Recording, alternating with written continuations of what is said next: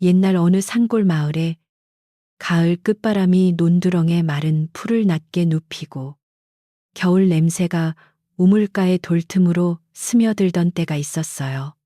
그 마을은 한양으로 오르는 길목에서 조금 비켜난 곳에 있었고, 뒤로는 솔숲 깊은 산이 둘러서고 앞으로는 좁은 냇물이 흘렀지요. 새벽이면 닭 우는 소리가 초가 지붕을 넘어가고, 저녁이면 굴뚝마다 연기가 천천히 올라 하늘빛에 풀어졌어요. 사람들은 그곳을 소리도 천천히 늙어가는 마을이라 불렀답니다. 그 마을에서 조금 떨어진 높은 담장 안에는 한시 대감댁이 있었어요. 대문은 검은 나무로 두껍고 앞마당은 넓어 비가 온 뒤에도 물이 오래 고이지 않았으며 사랑채 기둥에는 세월에 문질린 윤기가 남아 있었지요. 사람들은 그 집을 재상의 집이라 불렀고 지나갈 때마다 목소리를 낮추었어요. 그러나 큰 집이라고 해서 늘 따뜻한 것은 아니었답니다. 마루 밑에는 찬바람이 숨고 닫힌 문 뒤에는 말 못할 근심이 웅크리고 있었어요. 그 집의 주인은 한대감이라 불리는 늙은 재상이었어요. 젊은 날에는 임금 가까이에서 나라 일을 보았고 글 한 줄로 고을의 세금과 사람의 목숨이 오가던 때도 있었다고 하지요. 이제는 병이 깊어 방 안에 오래 누워 있었고 기침 소리가 밤마다 문사를 흔들었습니다. 대감은 눈을 감고 있으면 옛 벼루 냄새와 궁궐의 종소리를 떠올렸지만 집안일은 더는 손에 쥐지 못했어요. 그래서 큰 집의 열쇠들은 서씨 부인의 손으로 하나둘 옮겨갔답니다. 서씨 부인은 한 대감의 후처였어요.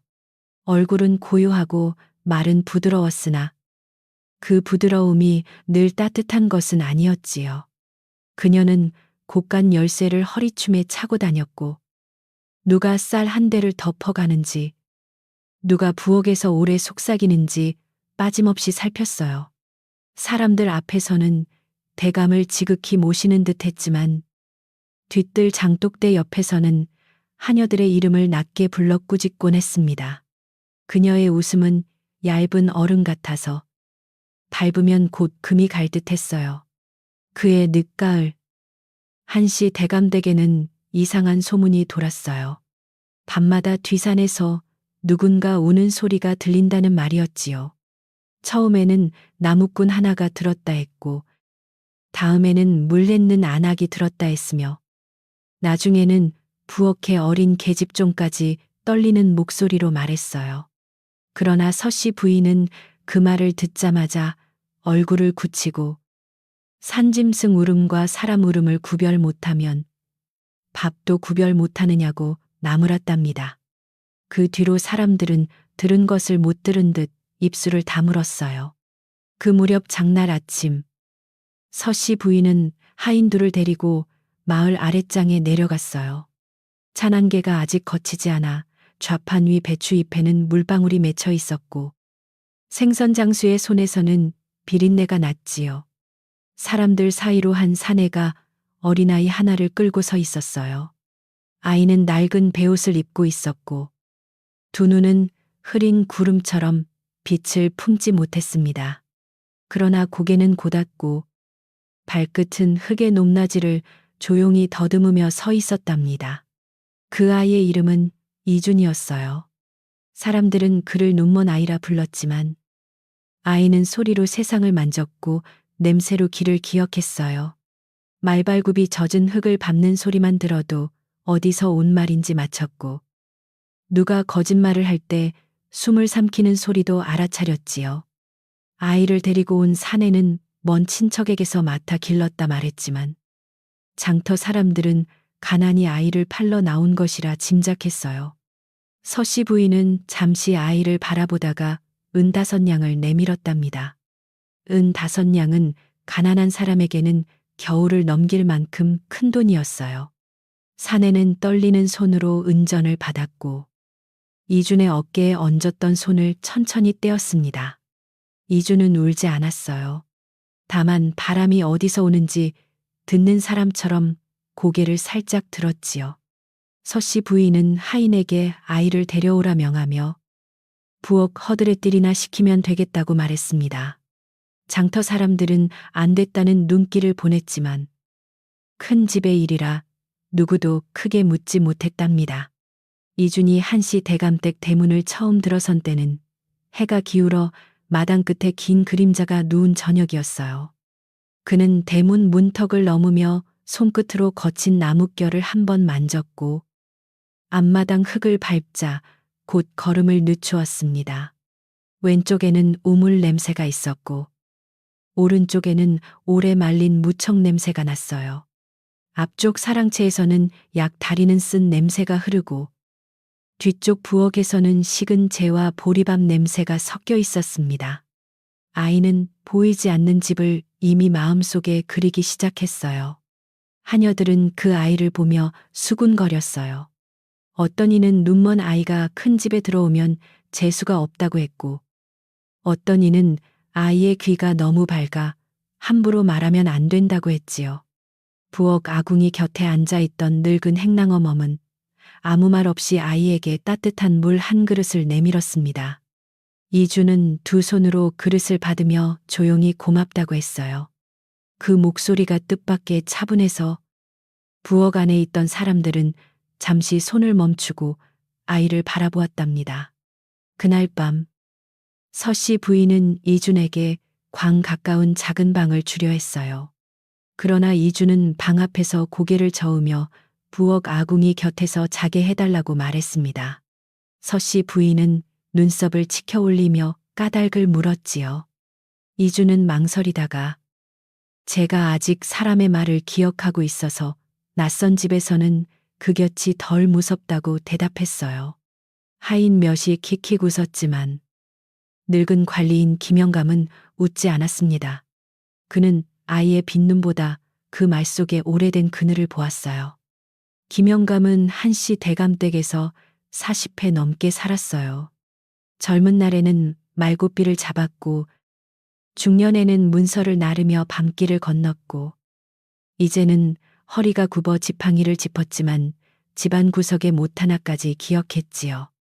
그는 사람들의 발소리만 들어도 누가 기쁜지 누가 마음속에 칼을 품었는지 어렴풋이 알았습니다. 이준이 부엌재를 만지며 고개를 기울이는 모습을 보자 김영감은 가만히 다가와 낮은 목소리로 말했어요. 큰 집에서는 진실한 말도 발걸음보다 늦게 가야 한다. 이준은 그 말을 들으며 고개를 숙였어요. 부엌 밖에서는 장작이 쌓인 곳에 바람이 스치고 처마 끝에 물바지에 마른 잎 하나가 걸려 달그락거렸습니다. 아이는 사람들이 자리를 옮기고 문을 닫는 소리를 하나씩 들었지요. 서씨 부인의 비단 치맛자락은 조용히 지나가도 얇게 사각거렸고 하녀의 집시는 흙을 끌며 피곤한 소리를 냈어요. 사랑채 깊은 곳에서는 한 대감의 기침이 2번 울렸고 그 뒤로 긴 침묵이 내려앉았습니다. 밤이 더 깊자 부엌 불씨는 붉은 눈처럼 작아졌어요. 이주는 낡은 이불을 덮고도 잠들지 못했습니다. 그에게 밤은 어둠이 아니라 소리들이 제자리로 돌아가는 시간이었지요. 쥐가 벽 틈에서 움직이고 항아리 뚜껑이 찬 기운에 미세하게 울고 멀리 대문 빗장이 바람에 가볍게 떨렸습니다. 그런데 그 모든 소리 너머로 산 쪽에서 아주 가늘고 낮은 울음이 흘러왔어요. 사람의 울음 같기도 하고 오래된 문이 스스로 신음하는 소리 같기도 했답니다. 이주는 몸을 일으켰어요. 그는 눈을 뜨고 있었지만 아무것도 볼 수 없었고 그래서 더 똑똑히 들을 수 있었습니다. 울음은 한 번 오고 오래 쉬었다가 다시 왔어요. 그 사이사이의 말은 솔잎을 밟는 바람 소리와 작은 방울이 흔들리는 듯한 소리가 섞였습니다.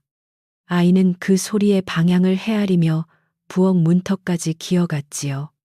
차가운 밤 공기가 뺨을 스치자 그는 자신도 모르게 두 손을 모았습니다.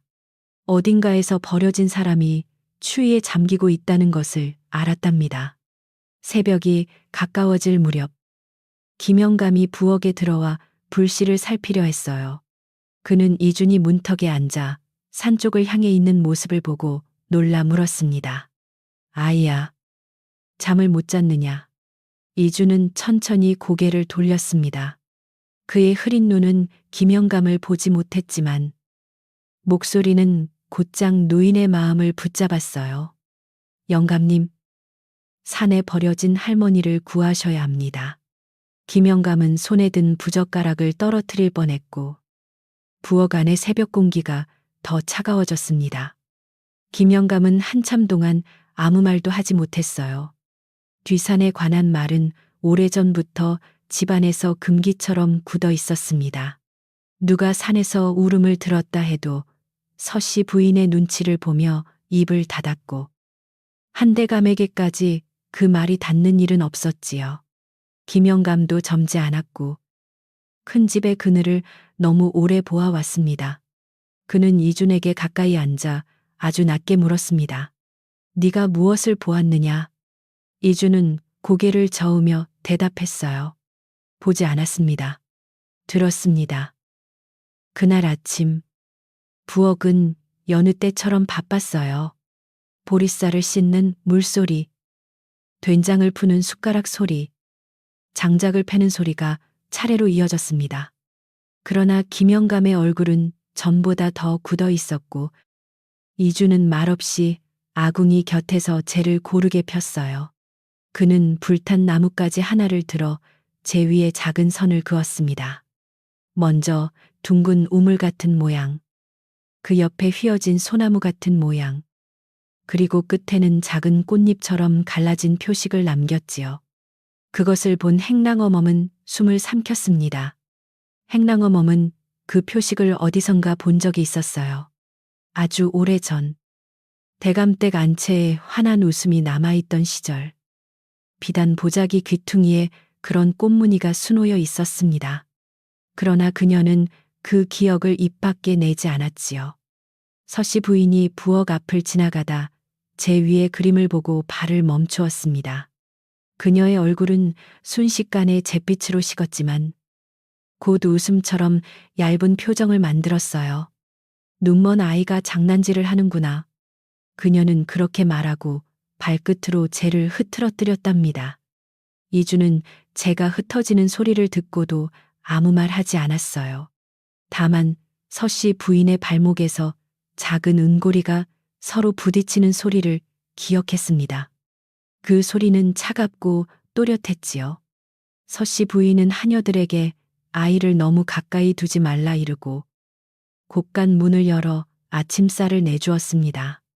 그런데 이상하게도 그날 그녀는 오래된 궤 하나를 직접 살폈어요. 궤 안에는 낡은 소목과 색이 바랜 보자기가 있었고 가장 아래에는 한쪽 귀퉁이가 잘린 두툼한 저고리가 숨겨져 있었답니다.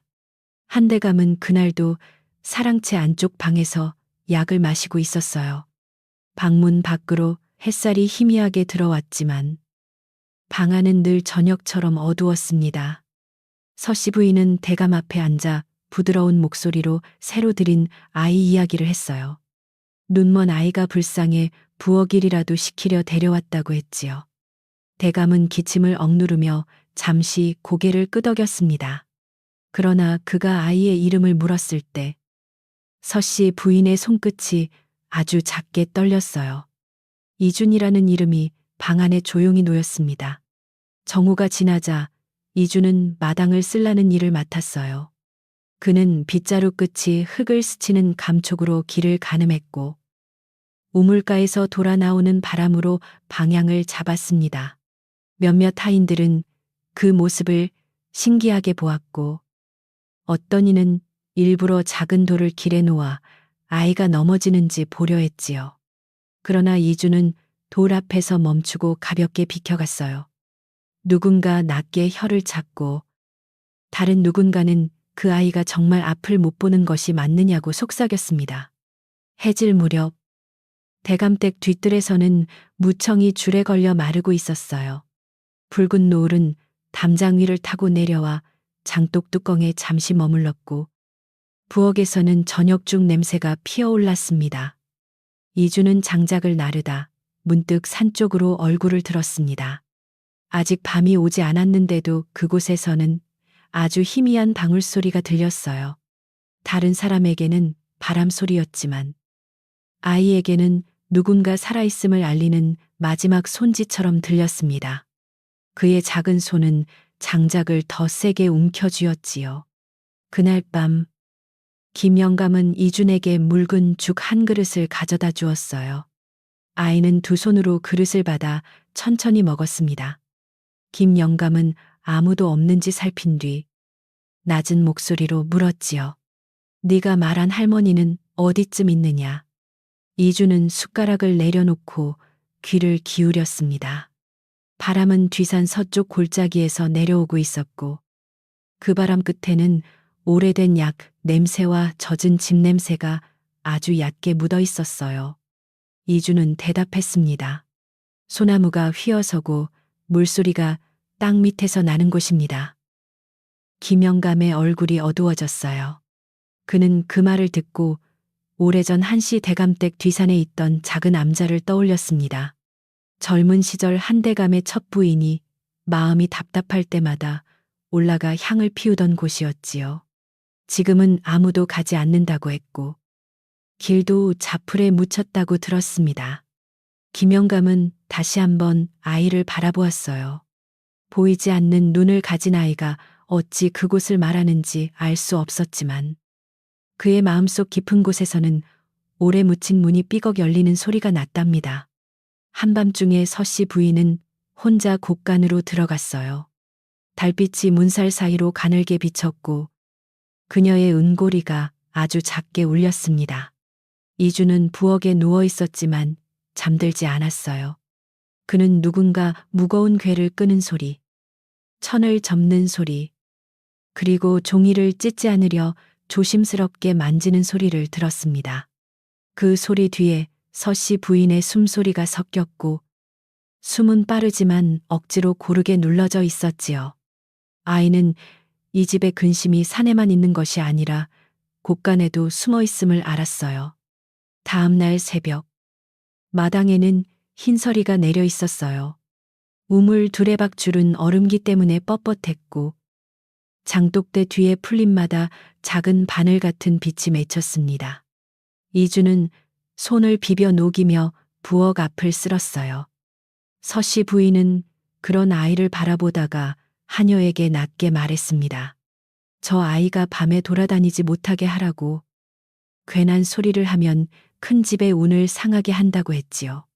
그 말은 곧 부엌과 행랑을 돌아 사람들의 귀에 들어갔고 아이의 주변에는 조심스러운 침묵이 생겼습니다. 하지만 이주는 두려워하기보다 더 깊이 들었어요.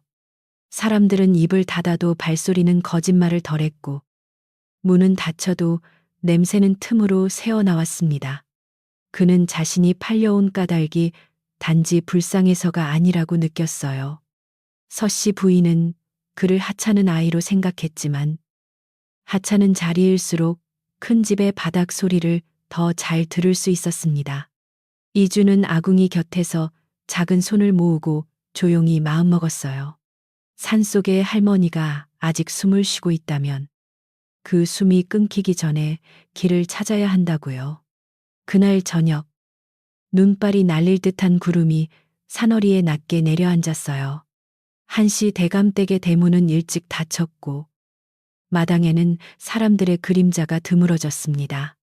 김영감은 부엌 뒤로 와서 낡은 털조끼 하나를 이준에게 덮어주었습니다. 그는 오래 망설이다가 아이의 어깨에 손을 얹고 말했어요. 아직은 아무에게도 크게 말하지 마라. 이준은 고개를 끄덕였지만 곧 산 쪽에서 다시 들려오는 가느다란 방울 소리에 얼굴을 돌렸습니다. 그 소리는 차가운 밤을 건너 꼭 그 아이의 이름을 부르는 것 같았답니다. 이주는 그 밤 아궁이 곁에 누웠으나 마음은 이미 뒤산 길 위에 서 있었어요. 제 속의 불씨가 천천히 사그라들고 집 안 사람들의 숨소리가 하나둘 깊어질 때마다 산에서 오는 울음은 더 또렷해졌습니다. 그는 자신이 아무 힘도 없는 아이임을 알았고 눈앞에 한 줌의 빛도 없음을 알았어요. 그래도 어둠은 그에게 늘 있던 벗이었습니다. 이주는 손목에 묶인 낡은 끈을 만지며 속삭였어요. 할머니, 조금만 더 기다리세요. 제가 들었으니 길도 저를 데려갈 거예요. 이튿날 아침, 대감댁 부엌에는 물 끓는 소리가 평소보다 더 크게 들렸어요. 밤새 산에서 들려온 울음 때문인지 이준의 귀에는 솥뚜껑이 들썩이는 소리마저 누군가 숨을 몰아쉬는 듯 했습니다. 하녀들은 무청을 썰며 서로 눈치를 보았고 행랑어 멈은 불씨를 뒤적이며 말없이 입술을 깨물었지요. 서씨 부인은 마당을 지나며 모두에게 쓸데없는 소문을 입에 올리지 말라고 했습니다. 그 말이 떨어지자 부엌 안에 따뜻한 김마저 낮게 가라앉는 듯 했답니다. 이주는 아궁이 앞에 앉아 재를 고르게 폈어요. 손끝에 닿는 재는 보드랍고도 따뜻했지만 그 안에는 어젯밤의 불길과 사람들의 숨결이 남아있는 듯 했습니다. 아이는 불탄 나뭇가지 하나를 들어 다시 천천히 선을 그었습니다. 둥근 우물, 휘어진 소나무, 그리고 꽃잎이 넷으로 갈라진 작은 표식이 제 위에 나타났지요. 이번에는 더 또렷했습니다. 부엌에 있던 계집종 하나가 그것을 보고 낮게 숨을 들이켰고 곧 제 입을 손으로 막았어요. 그 계집종은 이름이 봉심이었고 아직 17도 되지 않았어요. 봉심은 빨래를 널다가 뒤산 쪽에서 헝클어진 흰 머리의 노파를 본 적이 있다고 했지만 그 말을 꺼냈다가 서씨 부인에게 심하게 꾸중을 들은 뒤로 입을 닫고 있었지요. 그녀는 제 위의 꽃 표식을 보자 오래전 안채에서 본 수놓은 보자기를 떠올렸습니다. 하지만 감히 말하지 못하고 이준 곁에 무릎을 낮추며 속삭였어요. 얘야, 그 모양은 어디서 배웠니? 이준은 조용히 대답했습니다. 소리가 그렇게 생겼어요. 봉심은 그 말뜻을 알 수 없었지만 더 묻지 않았어요. 그때 서씨 부인의 조카인 서명이라는 사내가 부엌문 앞에 나타났습니다. 그는 대감댁에 드나든 지 반년쯤 되었고 스스로 집안 살림을 돕는다고 말했지만 사람들은 그가 곡간과 논문서에 더 관심이 많다는 것을 알고 있었지요. 서명은 이준이 그린 제 그림을 내려다보고 코웃음을 쳤습니다. 눈먼 것이 손장나는 발구나. 그는 발끝으로 재를 짓밟았고 아이의 손에 들린 나뭇가지를 빼앗아 부러뜨렸답니다. 이준은 놀라지 않았어요.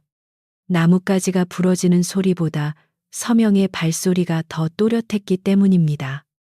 한쪽 집신 바닥이 조금 닳아 있었고 걸을 때마다 오른발끝이 살짝 끌렸지요. 또 그의 옷자락에서는 마른 흙 냄새와 솔진 냄새가 아주 희미하게 났습니다. 산길을 다녀온 사람에게서 나는 냄새였어요. 이주는 고개를 숙인 채 아무 말도 하지 않았지만 마음속에 그 소리를 단단히 묶어두었습니다. 보이지 않는 사람은 잊지 않으려고 귀로 매듭을 짓는 법이었답니다.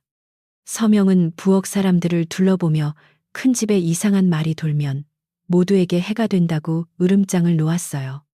특히 새로 들어온 아이가 산에 할머니가 있다느니 제가 말을 기억한다느니 떠드는 일은 대감의 병세를 더하게 한다고 했지요. 하녀들은 고개를 숙였고 행랑어멈은 국소를 젓는 척하며 입술을 굳게 다물었습니다. 서명은 마지막으로 이준의 어깨를 툭 치며 말했습니다. 네가 들은 소리는 네 배고픔이 만든 헛소리다. 이준은 그 말에 대답하지 않았어요. 그날 낮 마을 우물가에서는 벌써 대감댁 이야기가 돌기 시작했어요. 빨래하러 나온 안악들은 손을 물에 담근 채 목소리를 낮추었습니다. 어떤 이는 뒤사 남자의 노파가 산다고 했고 어떤 이는 그 노파가 죽은 지 오래라 울음만 남은 것이라 했지요. 또 어떤 이는 대감댁 새 후처가 무슨 일을 숨기고 있으니 밤마다 문단속이 심해진 것이라고 말했습니다. 그러나 모두 마지막에는 두레박줄을 잡고 주변을 살폈어요. 큰 집의 담장은 멀리 있어도 그 그림자는 마을 우물까지 닿았답니다. 마을 끝에서 채소를 파는 박노파도 그 소문을 들었어요. 박노파는 허리가 굽었지만 눈빛은 맑았고 젊은 시절 여러 집을 돌며 아이를 받아낸 산파이기도 했습니다. 그녀는 대감댁 후문으로 배추와 물을 가져다 주러 왔다가 부엌 뒤에서 장작을 고르는 이준을 보았습니다.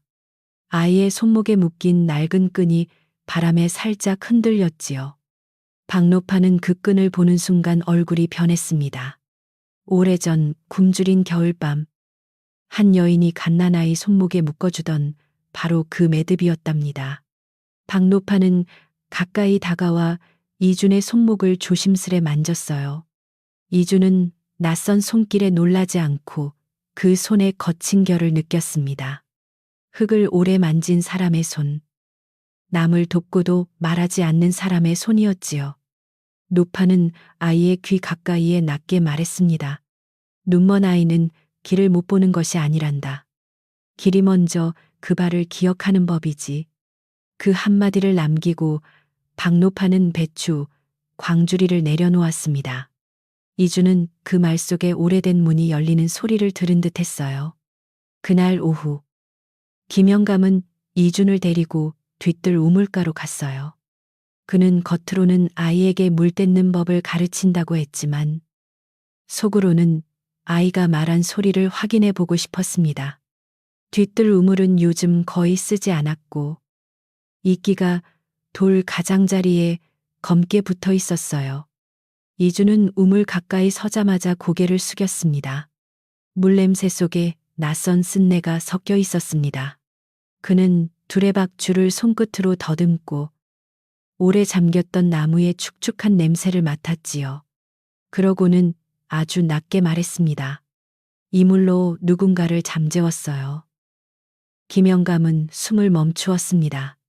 우물가에는 바람소리밖에 없었지만 그의 귀에는 오래전 안채에서 사라진 부인의 이름이 되살아나는 듯 했습니다. 이주는 두레박 안쪽을 손가락으로 문질렀어요. 아주 희미한 가루가 마른 틈에 남아 있었습니다. 약초를 곱게 빚은 듯한 냄새가 났지요.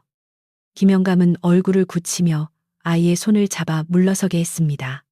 그는 아무에게도 말하지 말라 했지만 그 목소리에는 이미 두려움보다 결심이 더 깊게 깔려 있었답니다.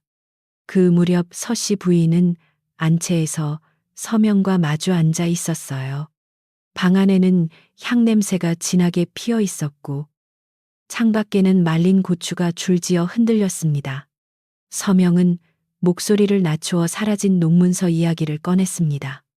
얼마 뒤 한 대감이 세상을 떠나면 집안의 땅을 누가 채지 미리 정해야 한다고 했지요. 서씨 부인은 차갑게 웃으며 아직 대감은 살아있다고 말했지만 그녀의 손은 이미 곳간 열쇠를 만지고 있었습니다. 두 사람 사이에는 오래된 욕심이 뜨거운 차처럼 김을 내고 있었어요. 서명은 눈먼 아이가 거슬린다고 했어요. 그 아이가 무엇을 듣고 다니는지 알 수 없고 하필 뒤산 이야기를 꺼내니 기분이 좋지 않다고 했지요. 서씨 부인은 잠시 말이 없다가 아이를 너무 빨리 없애면 오히려 말이 커진다고 했습니다. 먼저 사람들 입에 아이가 재수없는 존재라는 생각을 심어야 한다고 했어요. 그날부터 대감댁에서는 닭이 알을 적게 낳아도 이준 탓, 우물물이 탁해져도 이준 탓, 아궁이가 늦게 붙어도 이준 탓이라는 말이 조용히 번졌답니다. 소문은 처음에는 하인들의 입에서만 맴돌았지만 곧 담장을 넘어 마을로 흘러갔어요. 장터 사람들은 은다선냥에 팔려온 눈먼 아이가 대감댁에 불운을 몰고 왔다고 수군거렸습니다. 누군가는 그 아이가 밤에 혼자 재를 만지며 죽은 사람 이름을 부른다고 했고 누군가는 뒤산의 울음이 아이를 따라왔다고 했지요. 하지만 박노파는 그런 말을 들을 때마다 고개를 저었습니다. 그녀는 마음속으로 불우는 아이의 발이 아니라 욕심 많은 어른들의 손에 붙어 오는 것이라고 생각했어요. 이주는 그 모든 말을 들었지만 마음을 크게 흔들지 않았어요. 어릴 적부터 사람들은 눈먼 아이에게 이런저런 이름을 붙였고 그 이름들은 바람에 묻은 먼지처럼 지나갔습니다. 다만 산속 노파의 울음이 하루하루 약해지는 것이 그를 조급하게 했지요. 밤마다 들리던 방울 소리도 점점 멀어졌습니다. 이주는 부엌에서 남은 누룽지 조각을 몰래 천에 싸고 행랑어 몸이 건네준 낡은 버선을 품에 넣었습니다. 누군가 길을 열어준다면 그는 산으로 올라갈 준비가 되어 있었답니다. 하지만 길은 쉽게 열리지 않았어요. 서명은 하인 하나를 시켜 이준을 부엌 근처에서만 움직이게 했고 후문 빗장을 일찍 걸게 했습니다. 김영감이 아이를 데리고 뒤뜰에 나가려 해도 서명이 나타나 무슨 일인지 물었지요. 김영감은 나이가 많았으나 아직 눈빛이 날카로웠습니다. 그는 섣불리 맞서지 않고 물러났습니다. 큰 집에서 오래 산 사람은 알았어요. 문을 세게 밀면 더 큰 빗장이 걸리고 때로는 문틈이 스스로 벌어질 때까지 기다려야 한다는 것을요. 그날 밤 부엌에는 손님상에 올릴 전을 부치느라 기름 냄새가 오래 남아 있었어요. 모두가 지쳐 잠든 뒤 이주는 아궁이 곁에서 가만히 귀를 기울였습니다. 후문 쪽에서는 하인 둘의 코 고는 소리가 들렸고 안채에서는 서씨 부인의 은고리 소리가 나지 않았어요. 그러나 곳간 쪽에서 아주 낮게 나무가 긁히는 소리가 났습니다. 무거운 궤를 다시 옮기는 소리였지요. 이주는 자리에서 일어나지 않았지만 그 소리가 몇 번 멈추고 어느 방향으로 사라지는지 하나하나 세었습니다. 이튿날 아침 대감댁에서는 한바탕 소동이 일어났어요. 오래된 논문서 한 묶음이 사라졌다고 서명이 소리를 질렀습니다. 그는 하인들을 마당에 세워두고 하나씩 꾸짖었지요. 특히 곳간을 지키던 늙은 종 만복에게 죄를 뒤집어 씌우려 했습니다.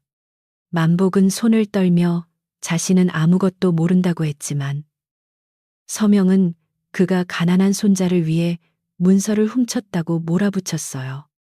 사람들은 눈을 내리깔았고 서씨 부인은 안채 문턱에서 조용히 그 광경을 지켜보았습니다. 이주는 만복의 숨소리를 들었어요. 억울한 사람의 숨은 거칠지만 도둑의 숨처럼 길을 찾지 못하고 헤매지는 않았습니다. 반면 서명의 목소리는 지나치게 크게 울렸고 말끝마다 누군가를 미리 정해둔 사람처럼 밀어붙였지요. 이주는 조심스럽게 입을 열었습니다. 어젯밤 궤를 끈 사람은 오른발을 조금 끌었습니다. 마당이 순간 조용해졌어요. 서명은 얼굴을 붉히며 눈먼 아이가 감히 어른들 일에 끼어든다고 꾸짖었습니다. 그러나 몇몇 타인은 서로 눈을 마주쳤습니다. 서씨 부인은 곧 부드러운 얼굴로 앞으로 나왔어요. 그녀는 이준에게 다가와 겉으로는 아이를 달래듯 말했지만 목소리 밑에는 찬 기운이 깔려 있었습니다. 얘야, 네가 밤에 악몽을 꾸었나 보구나. 눈이 보이지 않으니 헛소리를 진짜로 여길 수 있지. 그녀는 사람들을 향해 아이가 아직 어려 마음이 불안하니 탓하지 말라고 했습니다. 그 말은 다정한 듯 했지만 사실은 이준의 말을 모두 헛된 것으로 만드는 칼이었어요. 김영감은 멀리서 지팡이를 세게 움켜쥐었습니다. 그날 오후 박노파가 다시 후문으로 왔어요. 그녀는 무 대신 마른 쑥과 찹쌀 조금을 들고 왔습니다. 행랑어멈은 눈치를 보며 그녀를 빨리 돌려보내려 했지만 박노파는 이준에게 물건을 건네며 낮은 소리로 말했습니다. 산길에 찬 기운이 깊어지면 늙은 숨은 빨리 꺼진다. 그 말은 누구에게나 들리는 평범한 걱정 같았지만 이준에게는 서둘러야 한다는 종소리처럼 울렸어요. 그는 마른 쑥 냄새를 맡으며 산속 노파가 추위 속에서 얼마나 오래 버텼을지 생각했습니다. 그날 저녁부터 마을에는 눈발이 날리기 시작했어요. 처음에는 보리쌀처럼 작고 가벼웠으나 밤이 깊자 손먼지처럼 굵어져 처마 끝에 쌓였습니다. 대감댁 사람들은 모두 문을 닫고 방 안으로 들어갔고 부엌에서는 행랑어멈이 남은 국을 데워 하인들에게 나누어 주었습니다. 김영감은 이준 곁에 앉아 한참 불씨를 바라보다가 아주 낮게 말했습니다. 오늘 밤에는 바람이 소리를 덮어줄 게다. 이준은 그 뜻을 알아듣고 조용히 품속에 누룽지 천을 만졌어요. 밤이 깊어 모두가 잠들었을 때 김영감은 후문 쪽으로 천천히 걸어갔어요. 그는 일부러 지팡이를 2번 두드리고 3번째는 아주 가볍게 땅에 댔습니다. 그것은 이준에게 따라오라는 신호였지요. 아이는 맨발에 가까운 걸음으로 부엌을 빠져나왔고 행랑어멈이 말없이 낡은 겉옷을 그의 어깨에 둘러주었습니다. 후문 빗장은 김영감의 손에서 거의 소리 없이 열렸어요. 밖으로 나오자 눈 냄새와 솔숲 냄새가 한꺼번에 밀려왔고 이준은 얼굴을 산 쪽으로 돌렸답니다. 뒤산길은 자풀이 무성하고 젖은 낙엽이 얼어 미끄러웠어요. 김영감은 앞에서 조심스럽게 걸었고 이준은 한 손으로 그의 옷자락 끝을 잡았습니다. 하지만 얼마 지나지 않아 아이는 오히려 방향을 알려주기 시작했어요. 왼쪽에 빈 가지가 바람을 때립니다. 오른쪽은 물이 땅 밑으로 흐릅니다. 김영감은 놀라면서도 그 말대로 걸었습니다. 눈발은 점점 굵어졌고 멀리서 작은 방울 소리가 들렸다 사라지기를 반복했지요. 그 소리가 2 사람을 암자 쪽으로 불러들이는 듯했어요. 마침내 휘어진 소나무가 나타났습니다. 눈 때문에 윤곽은 희미했지만 김영감은 그 나무를 알아보았어요. 오래전 첫 부인이 산에 오를 때마다 잠시 쉬던 나무였지요.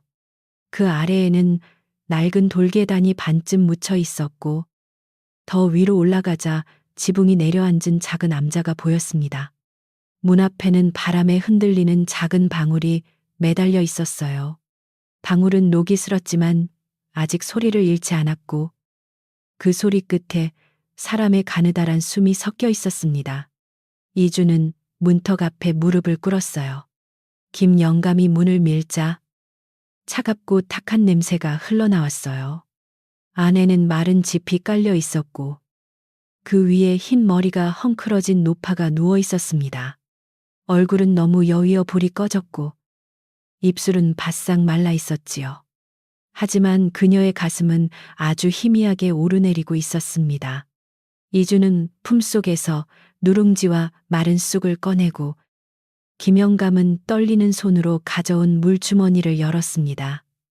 노파는 눈을 뜨지 못했지만 이준의 손목끈이 닿자 손가락을 아주 조금 움직였답니다.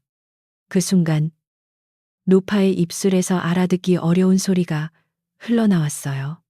김영감은 귀를 가까이 대고 들으려 했지만 말은 바람에 찢긴 종이처럼 흩어졌습니다. 이준은 노파의 숨 사이에 섞인 이름 하나를 들었습니다. 오래전 부엌 재 속에서 본 꽃표식처럼 부드럽고 슬픈 이름이었지요. 노파는 다시 낮게 중얼거렸고 이번에는 매화아이라는 말이 희미하게 새어나왔습니다. 김영감은 그 말을 듣고 온몸이 굳었습니다. 오래 묻어둔 과거가 눈 덮인 암자 안에서 다시 숨을 쉬고 있었어요. 그러나 오래 머물 수는 없었어요. 뒤쪽 산길 아래에서 사람 발소리가 들렸기 때문입니다. 이준은 먼저 그것을 들었고 곧 김영감의 소매를 잡았습니다. 오른발을 끄는 걸음, 젖은 흙을 밟으며도 성급한 숨을 숨기려는 소리였습니다. 서명일 수밖에 없었지요. 김영감은 노파에게 겉옷을 덮어주고 이준에게 조용히 뒤쪽 바위 틈으로 몸을 낮추라 했습니다. 2 사람은 암자 옆 어둠에 몸을 숨겼고 얼마 뒤 서명과 하인 하나가 눈을 털며 문 앞에 나타났답니다. 서명은 암자 안을 들여다보고 낮게 욕을 했어요. 아직도 숨이 붙어 있군. 그 말은 칼보다 차갑게 이준의 귀에 박혔습니다. 함께 온 하인은 겁에 질린 목소리로 이제 그만 데려가야 하는 것 아니냐고 물었지만 서명은 서씨 부인의 명을 어길 수 없다고 했습니다. 노파가 죽으면 산짐승 탓이 될 것이고 살아서 내려오면 큰 집이 뒤집힌다고 말했지요. 그 말 끝에서 이주는 모든 의심이 사실로 굳어지는 소리를 들었습니다. 김영감의 손은 분노로 떨리고 있었어요. 서명이 다시 산길을 내려간 뒤에도 김영감과 이주는 한참 움직이지 못했습니다. 눈은 계속 내렸고 암자 지붕에서는 얼음물이 똑똑 떨어졌어요. 김영감은 노파를 당장 업고 내려가고 싶었지만 산길은 미끄럽고 그들 둘의 힘만으로는 들키지 않고 움직이기 어려웠습니다. 이주는 노파의 방울을 조심스럽게 만졌어요. 작은 방울 아래에는 찢긴 소못 조각이 걸려 있었고 그 끝에는 매와 같은 표식의 일부가 남아 있었습니다. 아이는 그것을 손끝으로 더듬으며 마음속에 새겼답니다. 김영감은 노파에게 물과 누룽지를 조금 먹이고 마른 쑥을 지발에 넣어 찬 기운을 줄였습니다. 그리고 이준의 손에 소못 조각을 쥐어주었어요. 이것은 증거가 될 수 있다. 그의 목소리는 오래된 나무처럼 낮고 단단했습니다. 이준은 고개를 끄덕였지만 마음은 무거웠습니다. 노파를 두고 내려가야 한다는 것이 어린 가슴에 돌처럼 얹혔지요. 그러나 그는 알고 있었어요. 오늘 밤 산에서 본 것을 당장 외치면 서씨 부인과 서명은 더 깊은 곳으로 노파를 숨길지도 몰랐습니다. 두 사람이 후문으로 돌아왔을 때 새벽빛은 아직 멀었고 부엌 불씨도 거의 죽어 있었습니다. 행랑어멈은 문 안에서 기다리고 있다가 그들을 보고 조용히 눈물을 훔쳤어요. 김영감은 아무 말 없이 젖은 겉옷을 벗었고 이주는 아궁이 앞에 앉아 언손을 제속 옹기에 가까이 댔습니다. 그의 손에는 찢긴 소못 조각이 숨겨져 있었고 귓속에는 서명의 말이 아직 울리고 있었어요. 산의 울음은 이제 소문이 아니라 살아있는 사람의 숨이 되었답니다. 아침이 되자 서씨 부인은 이준을 불렀어요.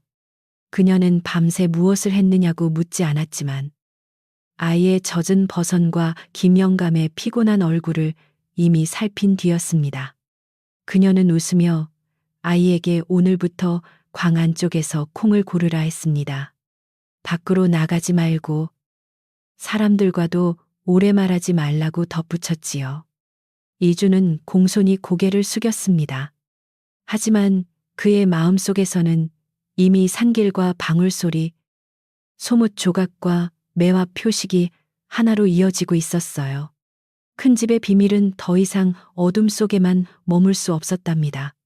그날부터 이주는 더 조용해졌어요. 사람들은 아이가 겁을 먹었다고 여겼지만 사실 그는 더 많은 것을 듣기 위해 말을 아끼고 있었습니다. 서명은 논문서 소동을 핑계로 만복을 내쫓으려 했고 서씨 부인은 한대감에게 만복이 집안을 어지럽힌다고 부드럽게 고했습니다. 그러나 김영감은 박노파에게 몰래 사람을 보내고 뒤산 암자에 먹을 것을 올릴 방도를 찾기 시작했지요. 작은 도움들이 눈밭에 찍힌 발자국처럼 이어졌습니다. 아직 길은 멀었지만 돌아갈 수 없는 길이기도 했어요. 며칠 뒤 마을 사람들 사이에는 더 큰 말이 돌았습니다. 뒤산 암자에 누운 노파가 실은 한씨 대감댁에서 오래전 사라진 사람이라는 말이었지요. 누구는 대감의 먼 친척이라 했고 누구는 첫 부인과 닮은 목소리를 들었다고 했습니다. 서씨 부인은 그 소문을 듣고 얼굴을 하얗게 굳혔지만 곧 사람들 앞에서는 태연히 웃었습니다. 헛소문은 겨울 바람보다 사납다. 그녀는 그렇게 말했어요. 그러나 겨울 바람은 담장을 넘고 헛소문 속에는 때로 진실의 씨가 숨어 있답니다. 그날 밤 이주는 다시 제 위에 그림을 그렸어요. 둥근 우물, 휘어진 소나무, 매화 표식, 그리고 이번에는 작은 방울 하나를 더했습니다. 봉심은 그것을 보고 눈시울이 붉어졌고 행랑어 몸은 아무 말 없이 부엌문을 닫았습니다. 김영감은 그림 앞에 서서 깊게 숨을 내쉬었어요. 그는 이준에게 다가와 낮은 목소리로 말했습니다. 이제는 산에 있는 분을 살리는 일만이 아니라 이 집의 오래된 죄를 깨우는 일이 되었구나. 이준은 말없이 고개를 끄덕였답니다. 밤이 깊어지자 산에서 방울 소리가 다시 들려왔어요. 전보다 약했지만 끊어지지는 않았습니다.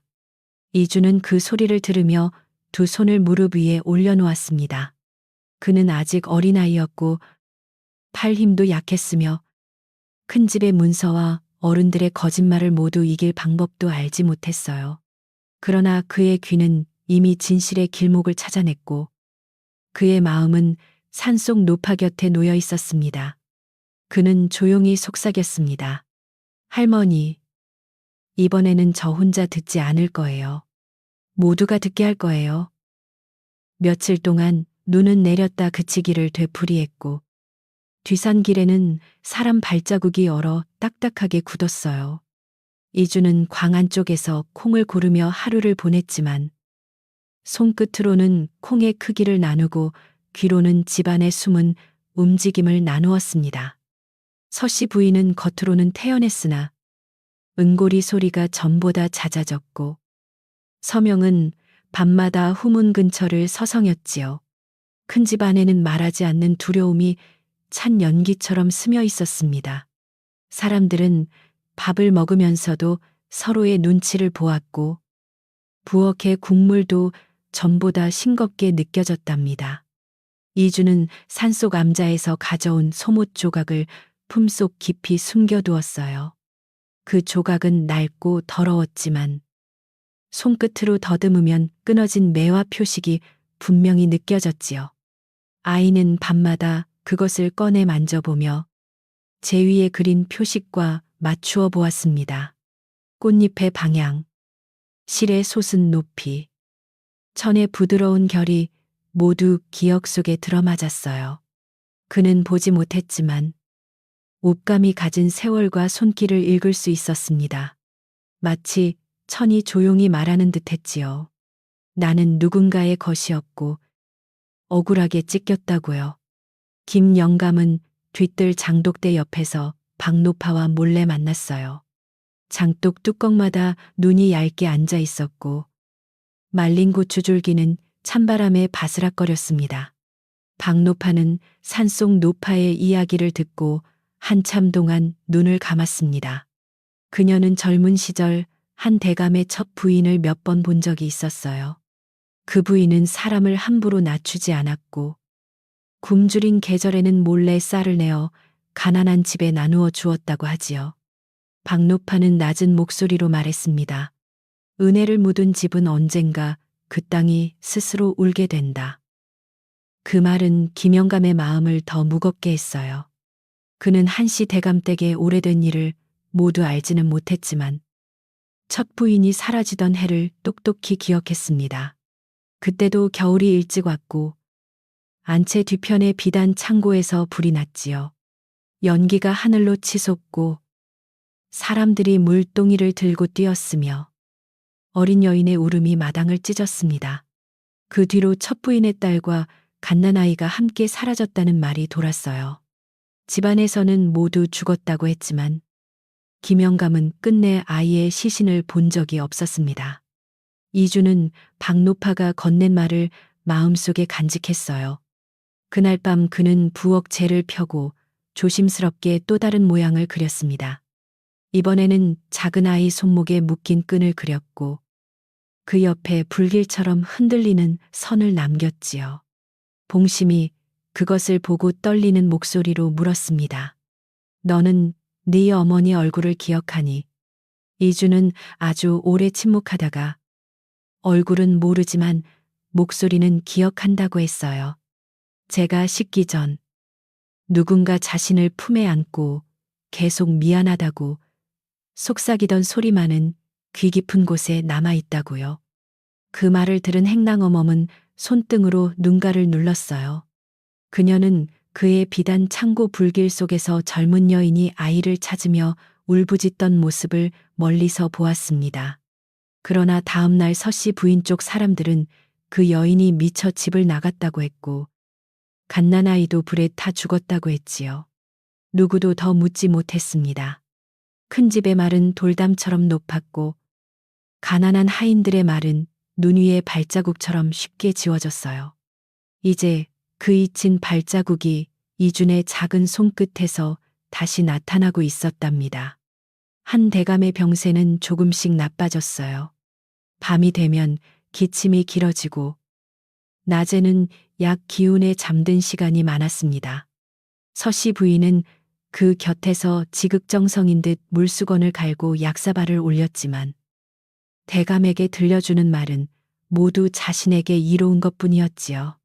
그녀는 만복이 논문서를 훔쳤고 김영감이 늙어 판단이 흐려졌으며 새로 들인 눈먼 아이가 집안에 불길한 말을 퍼뜨린다고 했습니다. 대감은 기력이 없어 깊이 따지지 못했고 방 안에 두꺼운 이불처럼 거짓말이 그를 덮었습니다. 그러던 어느 오후 이주는 약방 앞을 지나가다 낯선 노인의 발소리를 들었어요. 발걸음은 조심스러웠지만 허둥대지 않았고 약초 냄새가 옷자락에 배어 있었습니다. 그는 한씨 대감 댁에 오래전부터 드나들던 의원 최 노인이었지요. 서씨 부인은 그를 반기지 않았지만 한 대감의 기침이 심해 어쩔 수 없이 불렀습니다. 최 노인은 사랑채로 들어가다 부엌 쪽에 서 있는 이준을 보고 잠시 멈췄어요.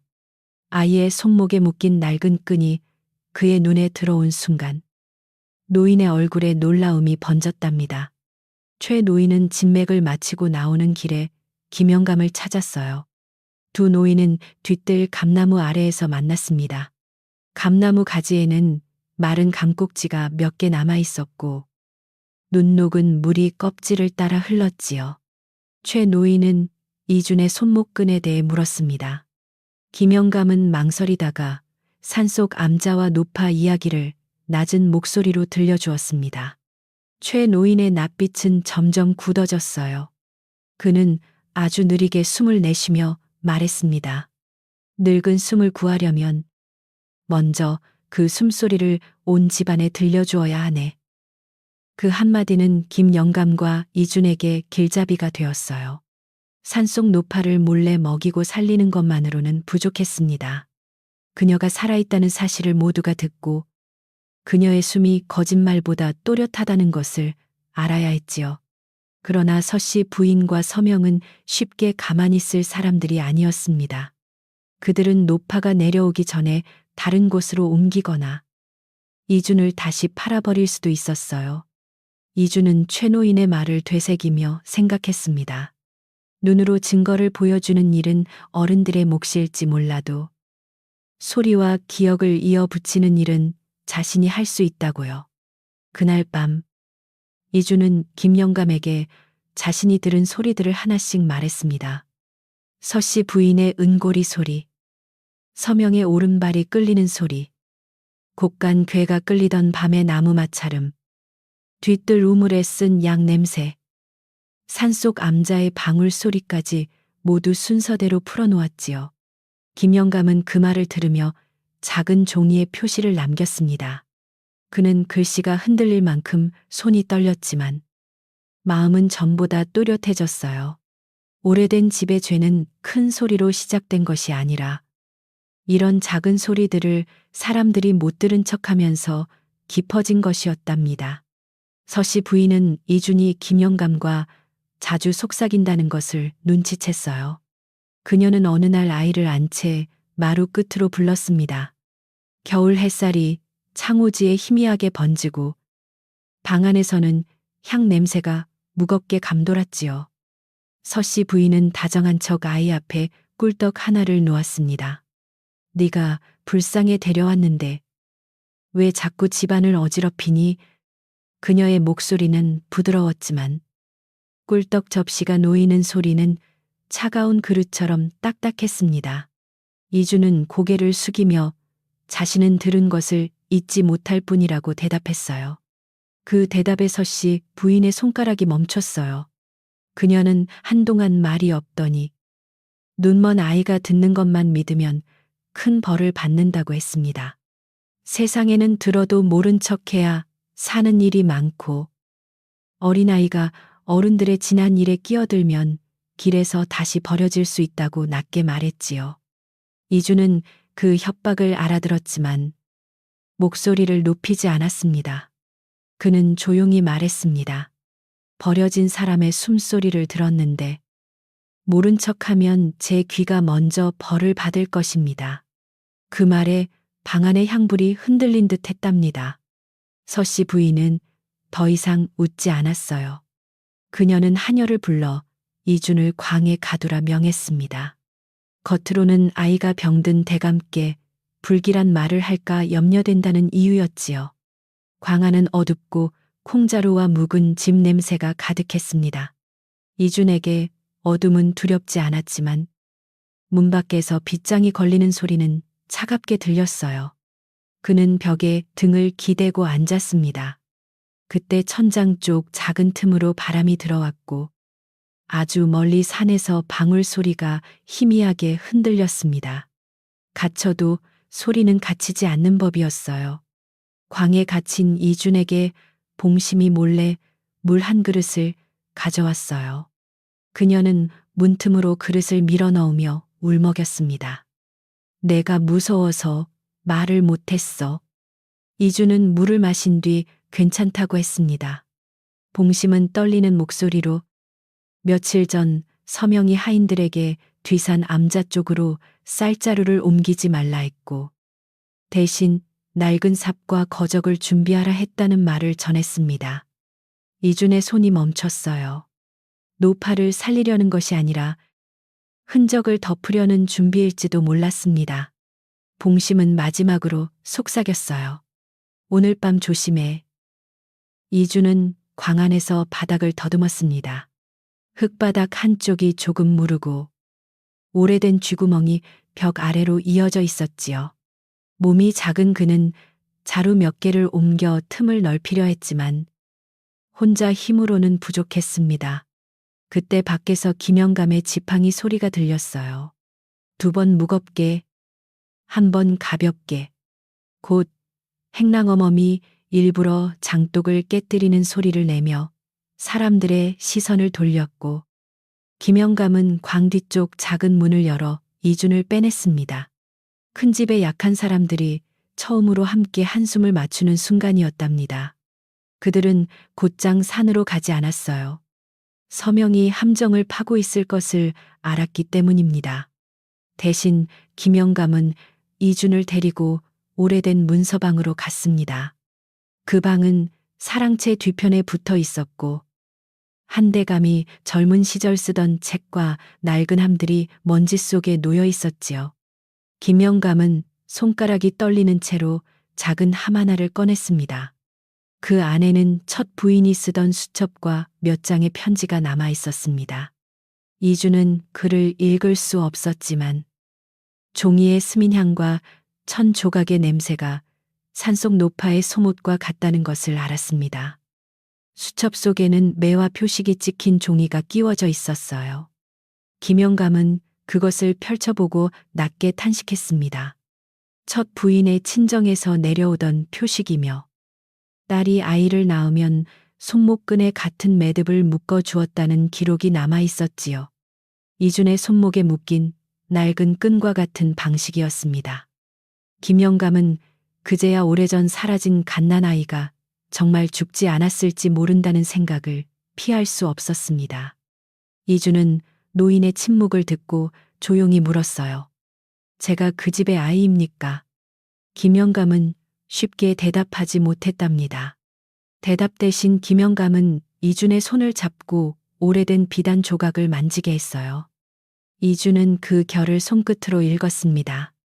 산속 소못 조각에 남은 실의 소슴과 같은 손맛, 같은 꽃잎의 방향, 같은 매듭의 끝처리였습니다. 아이는 갑자기 아주 먼 기억 속의 냄새를 떠올렸어요. 연기와 젖은 비단, 누군가의 품, 그리고 귀 가까이에 닿던 떨리는 목소리. 그 목소리는 울며 말했지요. 살아야 한다고. 네가 살아야 한다고요. 이주는 가슴이 답답해져 한동안 숨을 고르지 못했습니다. 그 시각 서명은 하인 둘을 데리고 뒤산으로 올라가고 있었어요. 그의 오른발은 눈길에 더 깊은 자국을 남겼고 품속에는 낡은 거적이 접혀 있었습니다. 그는 암자의 노파가 더 오래 살아있으면 일이 커질 것이라 생각했지요. 그러나 박노파가 미리 산 아래 나무꾼들에게 말을 전해 두었습니다. 산길에 수상한 사람이 오르면 헛기침을 3번 하라고요. 밤 공기 속에서 멀리 헛기침 소리가 이어지자 김영감은 문서방에서 고개를 들었습니다. 이준도 그 소리를 듣고 벌떡 일어났어요. 이번에는 몰래 먹을 것을 가져가는 밤이 아니었습니다. 노파를 더 이상 산에 둘 수 없었어요. 김영감은 박노파, 행랑어멈, 그리고 믿을 만한 하인 만복을 불렀습니다.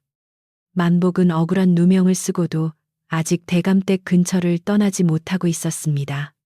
그는 노파 이야기를 듣자 눈물을 삼키며 자신이 지게를 지겠다고 했지요. 이주는 산길을 안내하겠다고 했습니다. 모두 말렸지만 아이는 단호했습니다. 그 방울 소리를 가장 먼저 들은 사람이 저입니다. 길끝까지 들어야 합니다. 그 말에 누구도 더 막지 못했어요. 그들은 눈 덮인 산길을 서둘러 올랐습니다. 바람은 나뭇가지를 흔들어 발소리를 덮어주었고 박노파는 작은 등잔을 품속에 가려 빛이 멀리 새지 않게 했어요. 암자에 가까워질수록 이준의 얼굴은 굳어졌습니다. 방울 소리가 너무 약했기 때문입니다. 마침내 문 앞에 이르렀을 때 안에서는 서명이 하인에게 거적을 펼치라 명하는 소리가 들렸어요. 김영감이 문을 밀치고 들어가자 서명은 놀라 뒤로 물러났습니다. 이주는 그 순간 노파의 가느다란 숨을 찾아 귀를 기울였습니다. 아직 살아 있었습니다. 만복은 서명을 밀치지 않고도 그 앞을 막아섰어요. 박노파는 노파의 입가에 따뜻한 물을 적셨고 김영감은 겉옷을 벗어 그녀를 감쌌습니다. 서명은 감히 어른들 앞에서 무슨 짓이냐고 소리를 낮춰 윽박질렀지만 김영감은 이번에는 물러서지 않았습니다. 살아있는 분을 죽은 듯 덮으려 한 내 발소리를 내가 들었다. 그의 말은 크지 않았으나 단단했어요. 이주는 노파의 손을 잡았습니다. 노파의 손가락이 아이의 손목끈을 더듬더니 아주 희미하게 떨렸습니다. 노파는 거의 의식이 없었지만 이준의 끈을 만지자 눈꺼풀을 조금 열었습니다. 흐린 눈동자가 아이를 보는 듯 보지 못하는 듯 흔들렸지요. 그녀는 목소리를 내려고 했으나 마른 숨만 나왔습니다.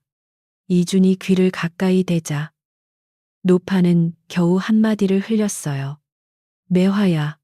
그 한마디에 박노파의 손이 멈추고 김영감의 눈가가 붉어졌습니다.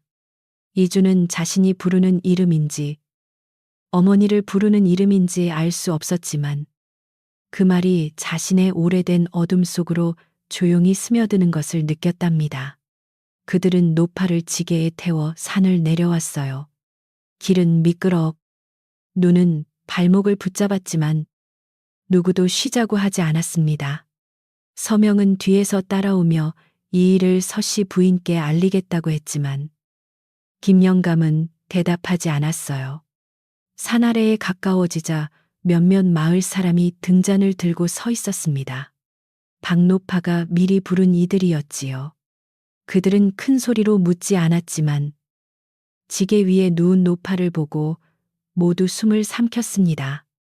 대감댁 뒤산의 울음이 사람의 얼굴을 하고 마을 앞에 내려온 순간이었어요.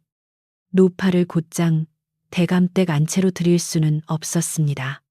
서씨 부인이 막을 것이 뻔했기 때문입니다. 그래서 박노파의 작은 방에 먼저 눕혔어요.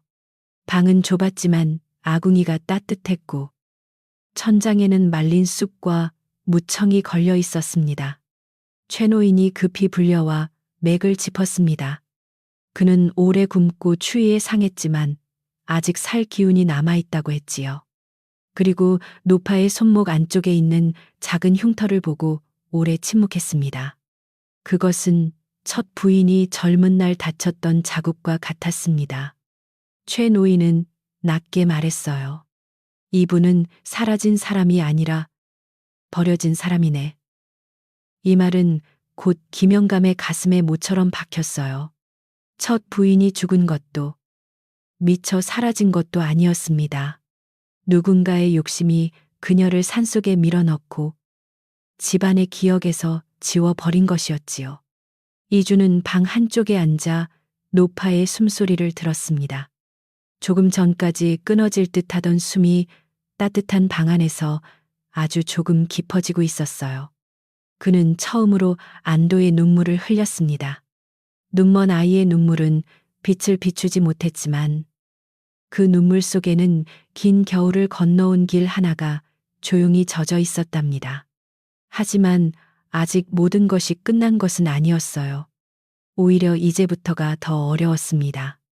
서씨 부인과 서명은 노파가 살아 내려왔다는 것을 알면 집안 사람들 앞에서 또 다른 거짓말을 만들 것입니다. 노파가 미쳤다 하거나 누군가가 데려온 가짜라 하거나 이준을 이용한 음모라 할 수도 있었지요. 김영감은 최 노인, 박노파와 함께 의논했습니다. 한대감과 집안 어른들, 마을의 몇몇 증인들이 모두 보는 자리에서 사실을 밝혀야 한다고요. 마침 며칠 뒤에는 한씨 집안의 제사가 있었습니다. 그 제사는 조상에게 겨울 첫밥을 올리는 날이었고 흩어져 있던 친척과 마을 어른들도 대감댁에 모이는 자리였습니다. 서씨 부인은 그날을 이용해 만복의 죄를 확정하고 서명에게 곡간과 논문서를 맡길 생각이었지요. 그러나 이제 그 자리는 진실이 모습을 드러낼 자리가 될 수도 있었습니다. 이주는 자신의 역할을 생각했습니다. 그는 글을 읽지 못하고 얼굴을 알아보지 못했지만 소리와 냄새와 손끝의 기억을 누구보다 분명히 말할 수 있었어요. 거짓말은 눈을 속일 수 있어도 모든 소리를 지우지는 못했습니다. 제사 전날 밤, 이주는 박 노파의 방에서 노파 곁에 앉아 있었습니다. 노파는 아직 말을 길게 하지 못했지만 가끔 손가락으로 이준의 손목끈을 더듬었습니다. 그때마다 그녀의 눈가에는 눈물이 맺혔어요. 이준은 조용히 물었습니다. 할머니, 제가 누구입니까? 노파는 긴 시간을 들여 숨을 고른 뒤 또렷하지는 않지만 간절한 목소리로 말했습니다. 불 속에서도 살아야 했던 아이. 그 말은 이름보다 깊었습니다. 이주는 고개를 숙였고 방 안의 작은 등불은 오래 흔들리다 잠잠해졌어요. 이주는 그 밤 거의 잠들지 못했어요.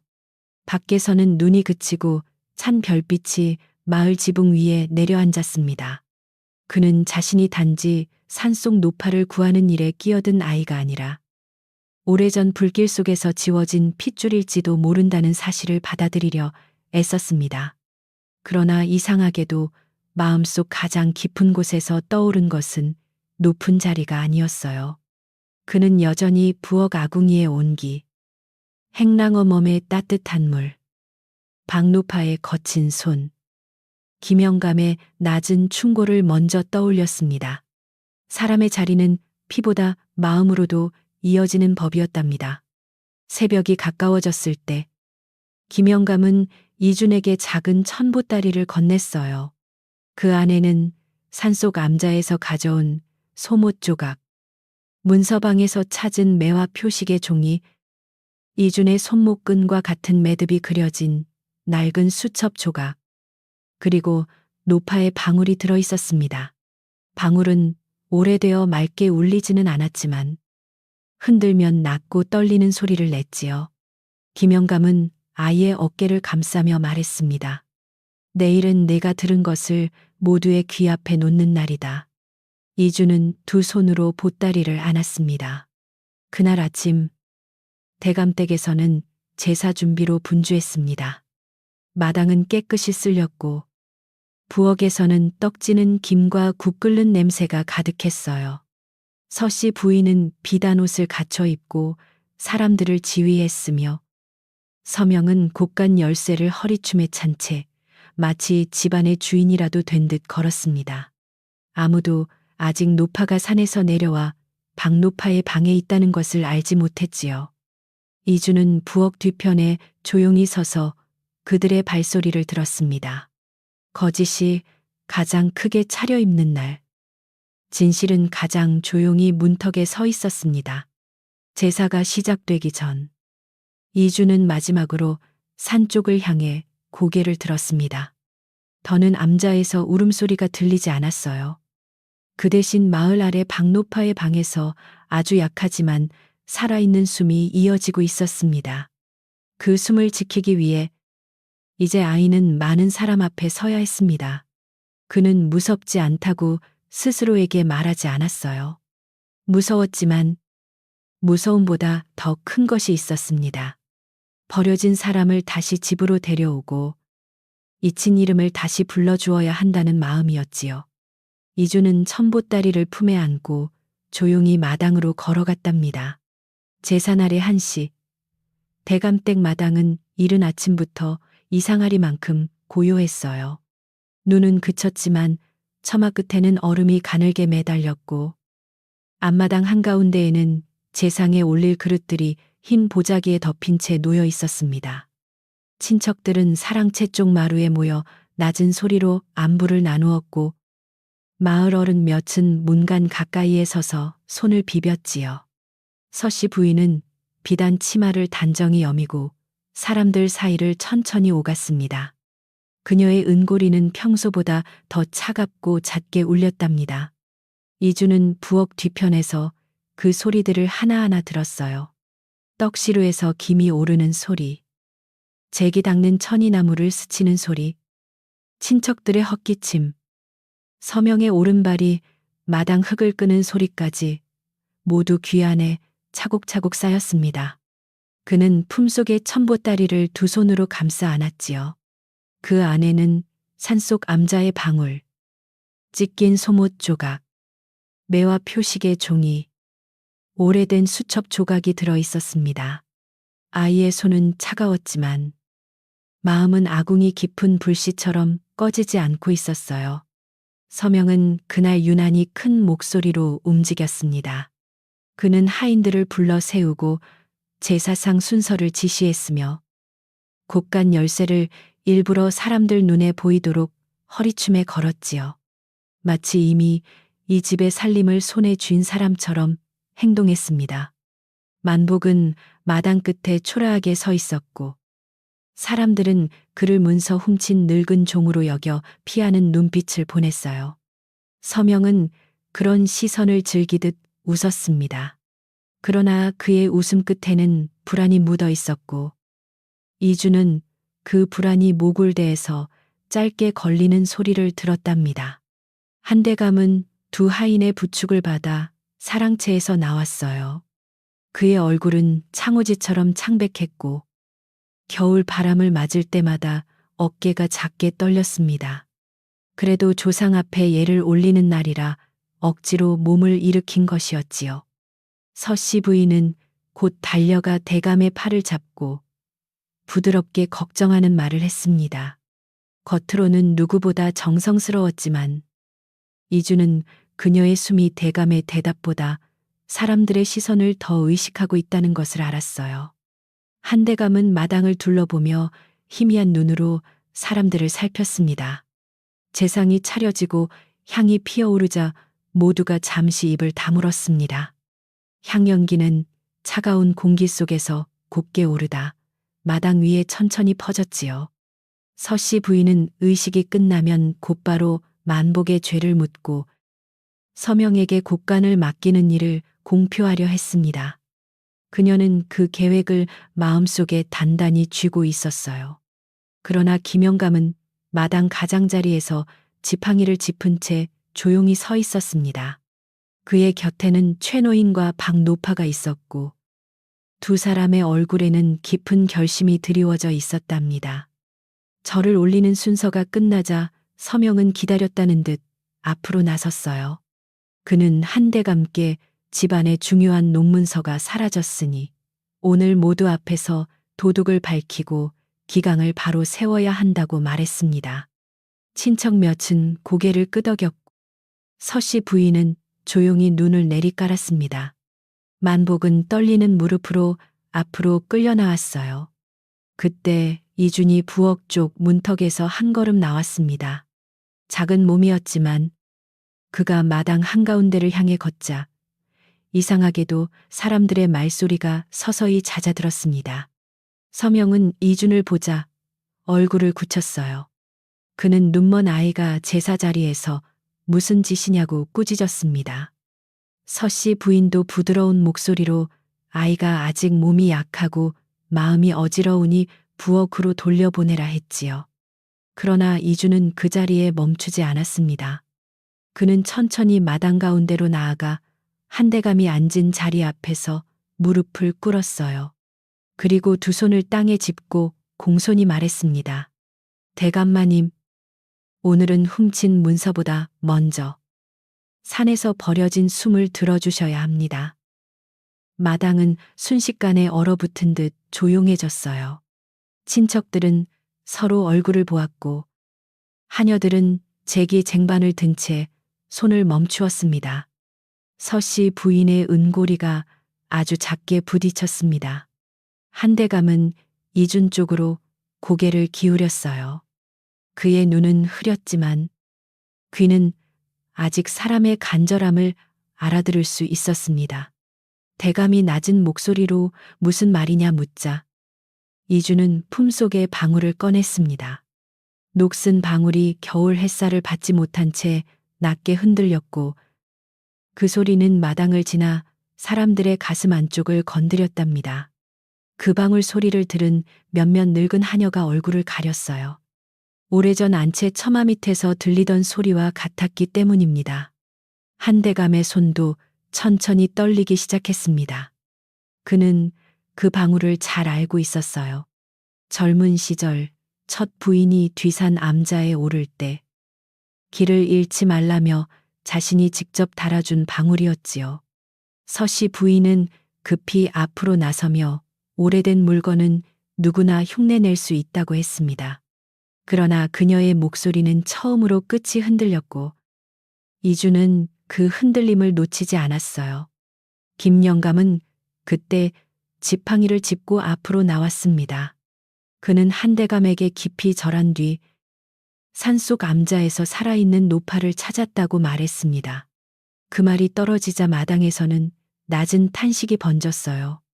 서명은 노망난 늙은 관리인이 눈먼 아이의 헛소리에 속았다고 소리쳤지만 김영감은 흔들리지 않았습니다. 그는 산길에서 들은 서명의 말, 암자 문 앞에서 보았던 거적, 노파의 마른 숨을 차례로 말했지요. 그의 목소리는 크지 않았으나 40회 동안 이 집을 지킨 사람의 무게가 실려 있었답니다. 서씨 부인은 이제 더 날카로운 얼굴이 되었어요. 그녀는 산속 노파가 누구인지도 모른 채 데려온다면 큰 집의 이름을 더럽히는 일이라고 했습니다. 또 병든 사람은 아무 말이나 하니 그런 일을 조상 제사 자리로 끌어들이는 것은 불경하다고 꾸짖었지요. 그때 대문 쪽에서 사람들이 비켜서는 소리가 들렸습니다. 박노파와 최노인이 앞서고 만복이 지게를 조심히 받치며 들어왔어요. 지게 위에는 따뜻한 겉옷에 쌓인 노파가 앉아 있었습니다. 그녀의 얼굴은 여위었지만 살아있는 숨이 마당의 모든 거짓말보다 분명했습니다. 노파가 마당에 들어오자 한대감은 자리에서 일어나려다 휘청거렸어요. 그의 입술이 떨렸고 오래 묻어둔 이름 하나가 거의 소리 없이 새어나왔습니다. 첫 부인의 이름이었지요. 노파는 아직 제대로 고개를 들지 못했지만 그 이름을 듣자 눈꺼풀이 느리게 떨렸습니다. 서씨 부인은 얼굴을 하얗게 굳힌 채 늙고 병든 여자가 대감의 기억을 흐리는 것이라고 했어요. 하지만 최 노인은 노파의 손목 안쪽 흉터와 몸에 남은 오래된 표식을 확인했다며 이분이 사라진 첫 부인이 맞다고 조용히 밝혔답니다. 사람들은 술렁였어요. 어떤 친척은 믿을 수 없다고 중얼거렸고 어떤 하녀는 그 자리에서 울음을 터뜨렸습니다. 한대감은 노파에게 다가가려 했지만 다리가 떨려 오래 걷지 못했어요. 김영감이 그를 부축했습니다. 대감은 노파 앞에 앉아 두 손을 떨며 그녀의 손을 잡았습니다. 그 손은 마른 가지처럼 가벼웠지만 살아있는 온기가 있었습니다. 노파는 한참 뒤 아주 낮게 숨을 들이쉬고 대감의 손등을 더듬으며 울음 섞인 목소리로 말했습니다. 왜 이렇게 늦게 오셨습니까? 그 한마디에 마당의 찬 공기가 무너지는 듯 했어요. 한대감은 아무 말도 하지 못하고 눈물을 흘렸습니다. 그는 세월 동안 첫 부인이 미처 사라졌다고 믿었고 어쩌면 자신도 편한 침묵 뒤에 숨어 있었음을 알았어요. 서씨 부인은 급히 말을 끊으려 했지만 박노파가 앞으로 나서며 자신이 오래전 첫 부인을 알았고 굶주린 마을 사람들을 도운 분의 목소리를 잊지 않았다고 했습니다. 그녀의 말은 소박했으나 가난한 사람들이 오래 품어온 기억은 귀한 문서보다 질겼답니다. 이주는 그제야 천보다리에서 찢긴 소못 조각을 꺼냈어요. 그는 볼 수 없었지만 손끝으로 매와 표식에 끊어진 부분을 짚으며 설명했습니다. 산속 암자 방울 밑에 걸려있던 조각이고 문서방에서 찾은 매와 표식과 같은 실결이라고 했지요. 김영감은 종이를 펼쳐 사람들에게 보였습니다. 매와 표식은 첫 부인의 친정에서 내려오던 것이며 그 딸과 아이에게도 같은 매듭과 표식이 쓰였다는 기록이 있었습니다. 친척들의 얼굴에는 의심과 두려움이 함께 떠올랐어요. 서명은 이준을 향해 손가락질하며 눈먼 아이가 그런 것을 어찌 알겠느냐고 비웃었습니다. 그 말에 이준은 조용히 고개를 들었습니다. 저는 보지 못하니 더 오래 만져야 했습니다. 더 오래 들었고 더 오래 기억했습니다. 그는 서명의 오른발이 끌리는 소리를 처음 들은 날부터 산길에서 맡은 솔짓 냄새, 곱간 괴가 끌리던 밤의 마찰음, 우물 두레박에 남은 쓴 약 냄새까지 하나씩 말했습니다. 말이 이어질수록 서명의 숨은 거칠어졌고 사람들의 시선은 만복에게서 서명에게로 옮겨갔습니다. 만복은 마당 끝에서 무릎을 꿇었습니다. 그는 자신이 문서를 훔치지 않았다고 다시 말했지만 이번에는 혼자 울부짖지 않았어요. 봉심이 떨면서 앞으로 나와 서명이 낡은 삽과 거적을 준비하라 했고 뒤산 이야기를 입 밖에 내면 쫓아내겠다고 겁주었다고 말했습니다. 행랑어 몸도 뒤따라 나와 서씨 부인이 오래된 소못을 괴 깊숙이 숨기는 것을 본 적이 있다고 고백했지요. 작은 사람들의 작은 말들이 하나둘 이어지자 큰 거짓말의 지붕이 눈무게를 견디지 못하고 내려앉기 시작했답니다. 서씨 부인은 끝까지 물러서지 않으려 했어요. 그녀는 하인들이 늙어 헛것을 보았고 어린 계집종은 겁이 많아 거짓말을 꾸몄으며 박노파는 큰집 재물을 탐내는 마을 사람이라고 몰아붙였습니다. 그러나 그 목소리는 더 이상 사람들을 완전히 붙잡지 못했어요. 한대감은 긴 기침 끝에 고개를 들고 서씨 부인을 바라보았습니다. 그의 눈에는 병약함보다 오래 눌린 분노와 후회가 서려 있었지요. 그는 낮지만 또렷하게 물었습니다. 내 아내를 산에 둔 것이 너의 뜻이었느냐? 그 질문 앞에서 서씨 부인은 처음으로 입을 다물었습니다. 마당에는 장작 타는 냄새와 향 냄새가 섞여 무겁게 감돌았어요. 서명은 서둘러 자신은 아무것도 모르고 그저 명을 따랐을 뿐이라고 했습니다. 그 말은 오히려 서씨 부인을 찔렀지요. 그녀는 조카를 노려보았지만 이미 늦었습니다. 서명은 자신의 죄를 가볍게 하려 서씨 부인이 첫 부인을 산속 암자에 두라 명했고 집안의 오래된 일을 덮기 위해 문서까지 감추게 했다고 말해버렸어요. 친척들은 그 자리에서 숨을 삼켰습니다. 한대감은 눈을 감았습니다. 오래전 자신에게 달콤하게 들렸던 말들이 모두 독이었음을 이제야 깨달은 것입니다. 첫 부인이 마음이 흐려졌다는 말, 딸이 불길 속에서 죽었다는 말, 갓난아이가 찾을 수 없었다는 말, 모두 누군가의 손에 꿰어진 거짓의 끈이었지요. 그는 노파의 손을 잡고 떨리는 목소리로 미안하다고 했습니다. 노파는 대답할 힘이 많지 않았지만 그의 손을 놓지는 않았어요. 그 조용한 손길이 긴 세월의 원망보다 더 깊은 슬픔을 말해주고 있었답니다. 그때 이주는 자신의 손목끈을 풀어 천천히 앞으로 내밀었습니다. 김영감이 오래된 수첩 조각을 펼치고 박노파는 그 매듭이 오래전 첫 부인의 딸이 갓난아이에게 묶어주던 방식과 같다고 증언했습니다. 최노인은 이준의 어릴 적 눈이 연기에 상한 흔적과 손목에 오래된 화상 자국을 살폈어요. 한대감은 이준의 작은 손을 바라보았습니다. 그는 아이의 얼굴에서 오래전 잃은 딸의 인매를 본 듯했고 첫 부인은 손을 뻗어 그 끈을 만지며 떨리는 목소리로 말했습니다. 살아 있었구나. 마당은 다시 술렁였지만 이번에는 두려움보다 놀라움이 더 컸어요. 5냥에 사온 눈먼 아이가 하찮은 부엌 심부름꾼이 아니라 불길 속에서 사라진 첫 부인의 혈육일지도 모른다는 사실이 사람들을 흔들었습니다. 이주는 고개를 숙였습니다. 그는 자신이 높은 핏줄이라는 말보다 산속 노파가 자신을 알아보는 손길이 더 크게 느껴졌어요. 한 대감은 아이에게 가까이 오라 했고 이주는 조심스레 다가갔습니다. 대감의 손이 아이의 머리 위에 머물렀고 그 손은 후회로 젖어 있었습니다. 서씨 부인은 그 모습을 보고 무너진 얼굴로 뒷걸음쳤어요.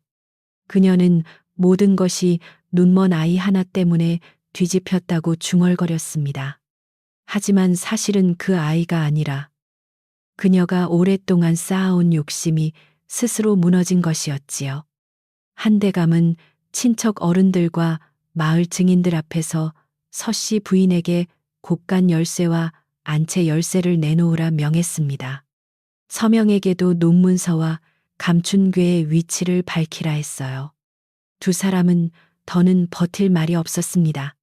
금속 열쇠들이 마당 흙 위에 떨어지는 소리가 유난히 차갑게 울렸답니다. 감춰졌던 논문서는 오래된 궤 속에서 나왔어요. 곳간 뒤편 벽장 아래 집더미로 덮어둔 곳이었습니다. 서명은 만복에게 죄를 씌우고 나중에 땅의 경계를 자기 쪽에 유리하게 고치려 했던 것이 드러났지요. 친척들은 분노했고 마을 어른들은 고개를 저었습니다. 한대감은 서씨 부인과 서명을 벌하되 피로 갚게 하지 않겠다고 했습니다.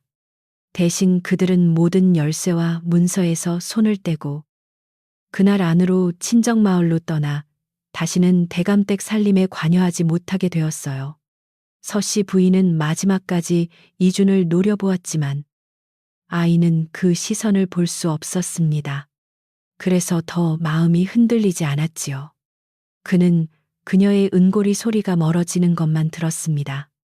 그 소리는 처음 집에 들어오던 날부터 차갑고 얇았는데 이제는 비어있는 그릇처럼 초라하게 울렸어요. 서명은 허둥대며 자신의 짐을 챙겼고 하인들은 더 이상 그의 명을 듣지 않았습니다. 누구도 그들을 때리거나 욕하지 않았지만 집안에서 자리가 사라지는 벌은 조용하고 무거웠습니다. 해가 기울 무렵 마당에는 다시 사람들이 움직이기 시작했어요. 제사상은 정리되었고 식어버린 국은 새로 데워졌습니다. 행랑어멈은 부엌에서 묽은 죽을 끓여 첫 부인에게 올렸고, 봉심은 따뜻한 물에 수건을 적셔 그녀의 손과 얼굴을 닦았습니다. 만복은 말없이 장작을 덮해왔고, 김영감은 사랑채와 안채 사이의 문을 활짝 열었습니다. 오래 닫힌 문들이 열리자 집안의 공기가 조금씩 달라졌어요. 찬바람도 들어왔지만 그 바람은 썩은 냄새를 밖으로 밀어내는 듯 했답니다. 한대감은 첫 부인을 따뜻한 방에 눕히고 그 곁에 오래 앉아 있었습니다. 두 사람 사이에는 말보다 침묵이 더 많았어요. 그러나 그 침묵은 예전처럼 숨기는 침묵이 아니었습니다. 너무 늦게 만난 사람들이 서로의 숨을 확인하는 침묵이었지요. 이주는 방박 마루에 앉아 그 숨소리를 들었습니다. 첫 부인의 숨은 아직 약했지만 산속 암자에서보다 깊고 편안했습니다. 한대감의 기침도 여전히 있었지만 그 사이에는 오랫동안 막혔던 눈물이 흘러나온 뒤에 가벼움이 아주 조금 섞여 있었어요. 밤이 되자 대감댁 부엌에는 불이 환하게 살아났어요. 아궁이 속장작이 잘 마른 소리를 내며 타올랐고 솥에서는 흰죽이 부드럽게 끓었습니다. 사람들은 낮에 큰일에 지쳐 있었지만 이상하게도 누구 하나 부엌을 떠나려 하지 않았습니다. 봉심은 떡을 작게 잘라 아이들에게 나누었고 행랑어멈은 만복에게 뜨거운 국 한 그릇을 건넸지요. 박노파는 부엌 문가에 앉아 손을 녹였습니다. 그녀는 이준을 바라보며 말없이 웃었고 그 웃음은 겨울 장독 위에 내려앉은 햇살처럼 작고 따뜻했답니다. 이준은 아궁이 앞에 앉아 쟤를 바라보았습니다. 아니, 볼 수는 없었지만 그 온기를 느꼈지요. 그는 늘 하던 대로 손가락으로 쟤를 고르게 폈습니다. 봉심은 혹시 또 우물과 소나무와 매화 표식을 그릴까 조용히 지켜보았습니다. 그러나 이주는 이번에는 아무 표식도 그리지 않았어요. 그는 부러진 나뭇가지 하나를 집어들었다가 잠시 만지고 다시 내려놓았습니다. 더는 제 위에 경고를 남기지 않아도 된다는 것을 알았기 때문입니다. 산의 울음은 마침내 사람들의 귀에 닿았고 집은 긴 잠에서 깨어났답니다. 김영감이 그의 곁에 앉았어요. 노인의 어깨는 하루 사이 더 굽은 듯 했지만 눈빛은 한결 편안했습니다. 그는 이준에게 오늘 무서웠느냐고 물었습니다. 아이는 조금 생각하다가 무서웠다고 솔직히 대답했어요. 그러자 김영감은 낮게 웃었습니다. 무서워도 해야 할 일을 한 사람이 큰 사람이다. 이주는 그 말을 마음속에 넣었습니다. 그는 큰 사람이 되고 싶었던 적은 없었습니다. 다만 버려진 숨을 모른 척하지 못했을 뿐이지요. 그래도 그 작은 마음이 큰 집에 무너진 기둥 하나를 다시 세운 셈이었어요. 그 밤 대감댁 마당에는 다시 눈이 내리기 시작했습니다. 낮의 발자국과 다툼의 흔적 위로 흰 눈이 조용히 내려앉았지요. 하지만 모든 것을 덮는 눈은 아니었습니다. 잘못은 드러났고 버려진 사람은 돌아왔고 억울한 사람은 자리로 돌아가기 시작했습니다. 이주는 부엌 문을 조금 열고 차가운 공기를 들이마셨습니다. 산 쪽에서는 더 이상 울음이나 방울 소리가 들리지 않았어요. 대신 안채 따뜻한 방에서 노파의 고른 숨이 이어졌습니다. 그 소리를 들으며 이주는 오래 참았던 숨을 천천히 내쉬었답니다. 서씨 부인과 서명이 떠난 뒤 한시 대감댁의 아침은 아주 천천히 달라졌어요. 대문이 열리는 소리가 전보다 부드러웠고 부엌에 물 끓는 소리도 더는 겁먹은 듯 낮지 않았습니다. 하녀들은 서로 눈치를 보며 걷지 않았고 만복은 다시 곡간 앞에 서서 열쇠를 맡았습니다. 첫 부인은 안채 따뜻한 방에 누워 아직 기운을 차리지 못했지만 창호지 너머 들어오는 햇빛을 오래 바라보았지요. 그 햇빛은 산속 암자의 찬 어둠과는 다른 사람 곁에 돌아온 빛이었답니다. 이주는 여전히 부엌 가까이에 머물렀어요. 한대감은 그를 사랑채 곁 작은 방으로 들이라 했지만 아이는 아궁이의 숨소리가 아직 좋다고 공손히 말했습니다. 행랑어멈은 그 말을 듣고 웃으며 낡은 이불 대신 새솜이 든 얇은 요를 깔아주었지요. 부엌 사람들은 이제 이준을 불길한 아이가 아니라 집을 깨운 아이로 보았습니다. 그러나 이준은 달라진 눈길 앞에서도 크게 으스대지 않았어요. 그는 아침마다 우물가를 돌고 뒤뜰 장독대와 장작더미 사이의 길을 손끝과 발끝으로 다시 익혔답니다. 한대감은 병든 몸을 일으켜 가장 먼저 곳간 문을 열게 했어요. 겨울을 앞두고 쌀독이 비어가는 마을 집들이 많다는 것을 뒤늦게 알았기 때문입니다. 예전 같으면 서씨 부인이 곡식 한 대까지 아꼈겠지만 이제 대감은 마을 어른들을 불러 굽는 집 이름을 적게 했습니다. 만복은 쌀가마를 옮기며 오래 참았던 울분 대신 묵묵한 힘을 썼고 봉심은 작은 주머니에 보리쌀을 나누어 담았습니다. 사람들은 대감댁 후문 앞에서 절을 했지만 한대감은 고개를 숙이며 오히려 미안하다고 말했어요. 첫 부인은 조금씩 말을 되찾았습니다. 처음에는 이름 하나를 부르는데도 긴 숨이 필요했지만 따뜻한 죽과 약, 사람들의 돌봄이 쌓이자 눈빛이 맑아졌지요. 그녀는 매일 오후 이준의 손을 잡고 오래 앉아 있었습니다. 아이의 손목에 다시 묶은 매듭을 만지며 오래전 딸이 아이를 안고 달아나던 밤을 더듬어 말해 주었어요. 불길이 비단 창고를 삼키던 밤, 누군가 아이를 빼내 숨기고 어머니는 뒤쫓다 사라졌다고 했습니다. 말은 조각났지만 그 조각들은 이준의 마음속 빈자리를 천천히 채웠답니다. 이준은 자신의 어머니가 끝내 어디에서 숨을 거두었는지 알 수 없었어요. 박노파는 굶주린 겨울 어느 날 눈먼 아이를 품에 안은 젊은 여인이 강가 움막에서 쓰러졌고 마지막 힘으로 아이를 살려달라 부탁했다고 말했습니다. 그 여인이 바로 첫 부인의 딸이었을 것이라고요. 이주는 그 이야기를 들으며 울지 않으려 했지만 눈먼 눈에서도 눈물은 조용히 흘렀습니다. 첫 부인은 아이의 머리를 쓰다듬으며 살아 돌아온 것만으로도 긴 세월에 묻힌 기도가 헛되지 않았다고 속삭였어요. 며칠 뒤 한양에서 소식이 내려왔습니다.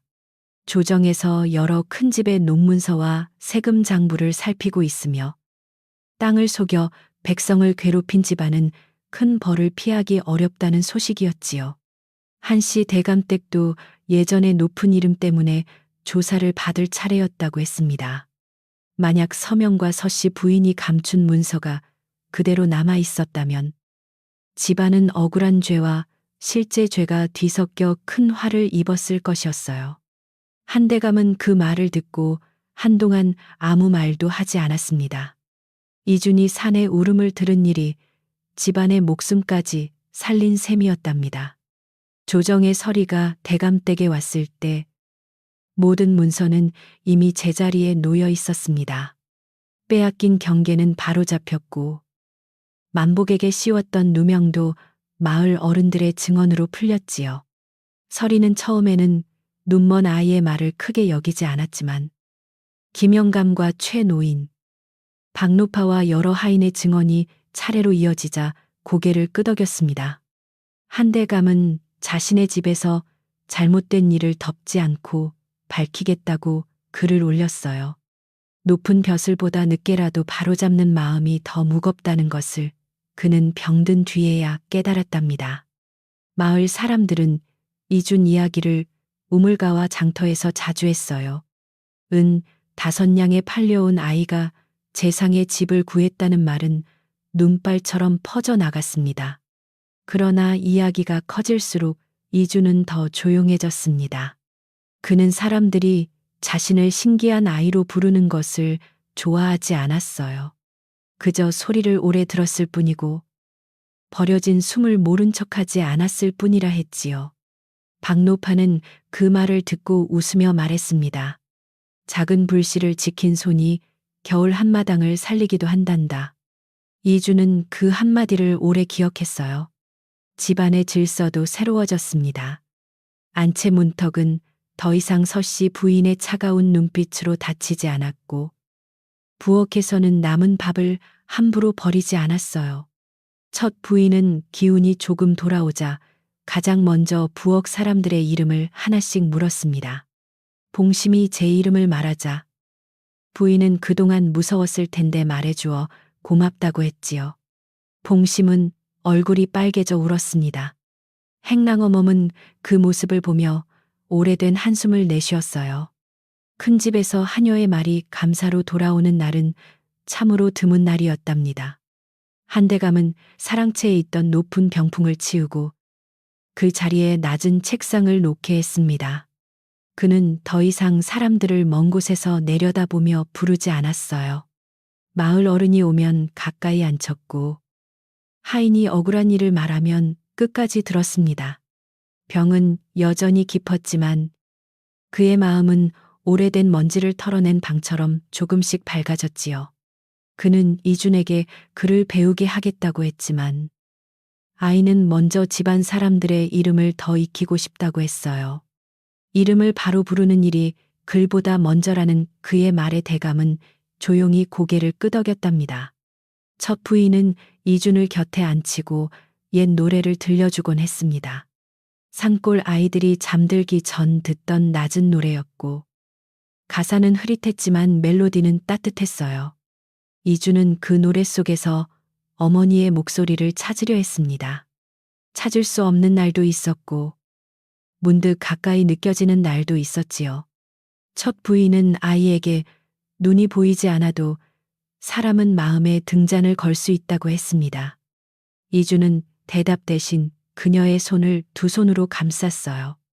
그 손은 아직 마른 가지 같았지만 더는 얼음처럼 차갑지 않았답니다. 겨울이 깊어질수록 대감댁의 굴뚝 연기는 더 따뜻하게 피어올랐습니다. 후문에는 가난한 사람들이 조용히 찾아와 쌀이나 장작을 받아갔고 누구도 그들을 업신여기지 않았어요. 만복은 쌀가마를 나눌 때마다 장부에 또박또박 적었고 김영감은 옆에서 빠진 집이 없는지 살폈습니다. 예전 같으면 숨죽여 지나가던 마을 아이들도 이제는 담장 밖에서 웃음소리를 냈습니다. 이주는 그 웃음소리를 들을 때마다 집이 정말 살아나고 있음을 느꼈어요. 집은 기둥으로만 서는 것이 아니라 안팎의 숨이 오가야 서는 법이었지요. 서씨 부인과 서명에 관한 소식도 한 번 들려왔어요. 두 사람은 친정 마을로 돌아갔고 더는 한시 대감댁의 재물이나 문서에 손댈 수 없게 되었다고 했습니다. 누군가는 그 벌이 가볍다 말했지만 박노파는 조용히 고개를 저었어요. 욕심 많은 사람에게 소나기에서 열쇠가 빠져나가는 일은 깊은 밤 홀로 빈방에 앉는 벌과 같다고 했지요. 이주는 그 말을 듣고 아무 말도 하지 않았습니다. 그는 누군가의 몰락보다 첫 부인의 숨이 고르게 이어지는 소리가 더 중요했어요. 어느 날 한대감은 이준을 불러 정식으로 집안 사람들 앞에 세웠습니다. 친척 몇과 마을 어른들, 하인들이 모두 앞마당에 모였어요. 대감은 이준이 첫 부인의 혈육이며 오래전 불길 속에서 잃었다 여겼던 아이의 후손으로 받아들인다고 말했습니다. 그러나 그 말 끝에 그는 덧붙였지요. 이준이 이 집의 핏줄이라 귀한 것이 아니라 버려진 사람의 울음을 외면하지 않았기에 귀하다고요. 사람들은 고개를 숙였습니다. 이준은 그 자리에서 높은 이름을 받는 것보다 그 말을 더 무겁게 받아들였답니다. 그날 저녁, 첫 부인은 이준에게 낡은 매와 보자기 하나를 건넸어요. 산속 암자에서 잃어버린 세월 때문에 온전한 것은 아니었지만 문서방에 남아있던 조각들과 맞추어 새로 꿰맨 것이었습니다. 그녀는 이준에게 그것을 신분의 증표로만 여기지 말고 추운 사람을 덮는 천으로 기억하라 했지요. 이주는 보자기를 얼굴 가까이 가져가 냄새를 맡았습니다. 오래된 비단 냄새, 약초 냄새, 부엌 연기 냄새가 섞여 있었습니다. 그 안에는 사라진 사람들과 돌아온 사람들이 함께 숨쉬는 듯 했어요. 얼마 뒤 대감댁에서는 작은 잔치가 열렸습니다. 거창한 잔치가 아니라 집안 사람들과 마을, 어른, 굶주린 겨울을 함께 넘기는 이웃들을 불러 따뜻한 밥을 나누는 자리였어요. 앞마당에는 낮은 상들이 놓였고 부엌에서는 무국과 보리밥, 콩나물 무침, 갓 담근 물김치가 차려졌습니다. 첫 부인을 위해서는 부드러운 팥죽이 따로 끓었고 아이들을 위해서는 작고 말랑한 떡이 준비되었지요. 아궁이 불은 환했고 솥뚜껑 사이로 오르는 김은 마당 위에서 하얗게 풀어졌답니다. 잔치 자리에서 사람들은 큰 소리로 웃지 않았어요. 아직 집안의 상처가 모두 아문 것은 아니었기 때문입니다. 그러나 웃음은 낮고 따뜻하게 번졌습니다. 만복은 다시 자리를 얻은 것이 꿈 같다며 국그릇을 두 손으로 받았고 봉심은 첫 부인의 곁에 앉아 죽을 시켜드렸어요. 김영감은 오래간만에 막걸리 한 잔을 받았지만 반도 마시지 못하고 눈가를 훔쳤습니다. 박노파는 마당 한쪽에서 아이들에게 떡을 나누어 주며 겨울밤에는 배부른 아이 숨소리가 제일 좋은 노래라고 말했답니다. 한대감은 상석에 앉지 않았습니다. 그는 첫 부인의 방 가까운 낮은 자리로 내려와 사람들과 같은 국을 먹었어요. 친척 몇은 처음에는 어색해했지만 곧 고개를 숙이고 밥을 들었습니다. 이주는 한대감 가까이에 앉으라는 권유를 받았지만 잠시 망설이다 첫 부인 곁에 앉겠다고 했습니다. 그는 조용히 말했어요. 가장 오래 추웠던 사람이 오늘은 불 가까이 있어야 한다고요. 그 말을 듣고 마당은 잠시 고요해졌습니다. 첫 부인은 아무 말 없이 이준의 손을 잡았고 그 손길은 감사보다 더 깊었어요. 식사가 끝난 뒤 마당에는 등불이 하나둘 걸렸습니다. 눈은 내리지 않았지만 하늘은 맑고 차가웠고 별빛이 지붕 위에 얇게 내려앉았어요. 아이들은 졸린 눈을 비비며 어른들 무릎에 기대었고 하녀들은 빈 그릇을 거두면서도 서두르지 않았습니다. 부엌에서는 아직 장작이 타고 있었고 그 소리는 작은 자장가처럼 들렸지요. 이주는 문턱에 앉아 그 모든 소리를 들었습니다. 예전에는 큰 집의 소리마다 숨은 두려움이 있었는데 이제는 사람들의 피곤함과 배부름, 안도와 따뜻함이 함께 섞여 있었어요. 첫 부인은 방 안에서 이준을 불렀습니다. 그는 천천히 들어가 그녀 곁에 앉았어요. 방은 따뜻했고 벽에는 낮에 말린 약초 냄새가 은은했습니다. 첫 부인은 힘든 하루였느냐고 물었습니다. 이주는 고개를 저으며 오늘은 사람들의 발소리가 다치지 않았다고 말했어요. 그녀는 그 말뜻을 다 알 수는 없었지만 아이의 목소리에 담긴 평안을 느꼈습니다. 이주는 이어 조용히 말했습니다. 저는 등불을 보지 못하지만 오늘은 이 집이 밝다는 것을 압니다. 그 말에 첫 부인의 눈가에 맑은 눈물이 맺혔답니다. 한대감도 그 말을 들었습니다. 그는 방문 밖에 서 있다가 조용히 안으로 들어왔어요. 늙고 병든 몸은 여전히 약했지만 눈빛은 예전보다 깊었습니다. 그는 첫 부인과 이준 앞에 앉아 오래전 자신의 어리석음을 다시 사과했습니다. 첫 부인은 모든 세월을 한마디로 용서한다고 말하지 않았어요. 다만 이제 남은 날에는 버려지는 사람이 없게 하자고 했습니다. 한대감은 고개를 숙였고 이주는 두 사람의 숨소리가 같은 방 안에서 천천히 맞춰지는 것을 들었습니다. 늦었지만 그래도 돌아온 숨들이 서로를 알아보고 있었지요. 그 뒤로 한씨 대감댁에서는 해마다 겨울 첫눈이 내리면 뒤산 암자 길을 치웠습니다. 암자는 새로 고쳐 작은 쉼터가 되었고 산을 넘는 나그네나 나무꾼이 추위를 피할 수 있게 장작과 물을 두었어요. 문 앞에는 녹슨 방울 대신 새 방울이 걸렸지만 이주는 옛 방울도 버리지 않았습니다. 그는 그것을 첫 부인의 방 가까운 작은 함에 넣어 두었습니다. 방울 소리는 더 이상 도움을 청하는 울음이 아니라 잊지 말라는 낮은 약속이 되었지요. 사람들은 그 암자를 매화 쉼터라 부르기 시작했답니다. 봄이 오기 전 마지막 추위가 찾아온 밤, 이주는 부엌 아궁이 곁에서 잠을 청했습니다. 이제 그는 원하면 따뜻한 방에서 잘 수 있었지만 가끔은 제가 식어가는 소리를 듣고 싶었어요. 행랑어멈은 이준에게 새 이불을 덮어주며 감기 들지 말라고 잔소리했고 봉심은 내일 아침 매화나무 아래를 함께 쓸자고 말했습니다. 김영감은 문간에서 지팡이를 2번 두드리고 이번에는 3번째도 편안히 두드렸어요. 더는 몰래 떠나는 신호가 아니라 밤이 무사하다는 인사였답니다. 그 밤 이주는 아주 오랜만에 산에서 아무 울음도 듣지 않았습니다.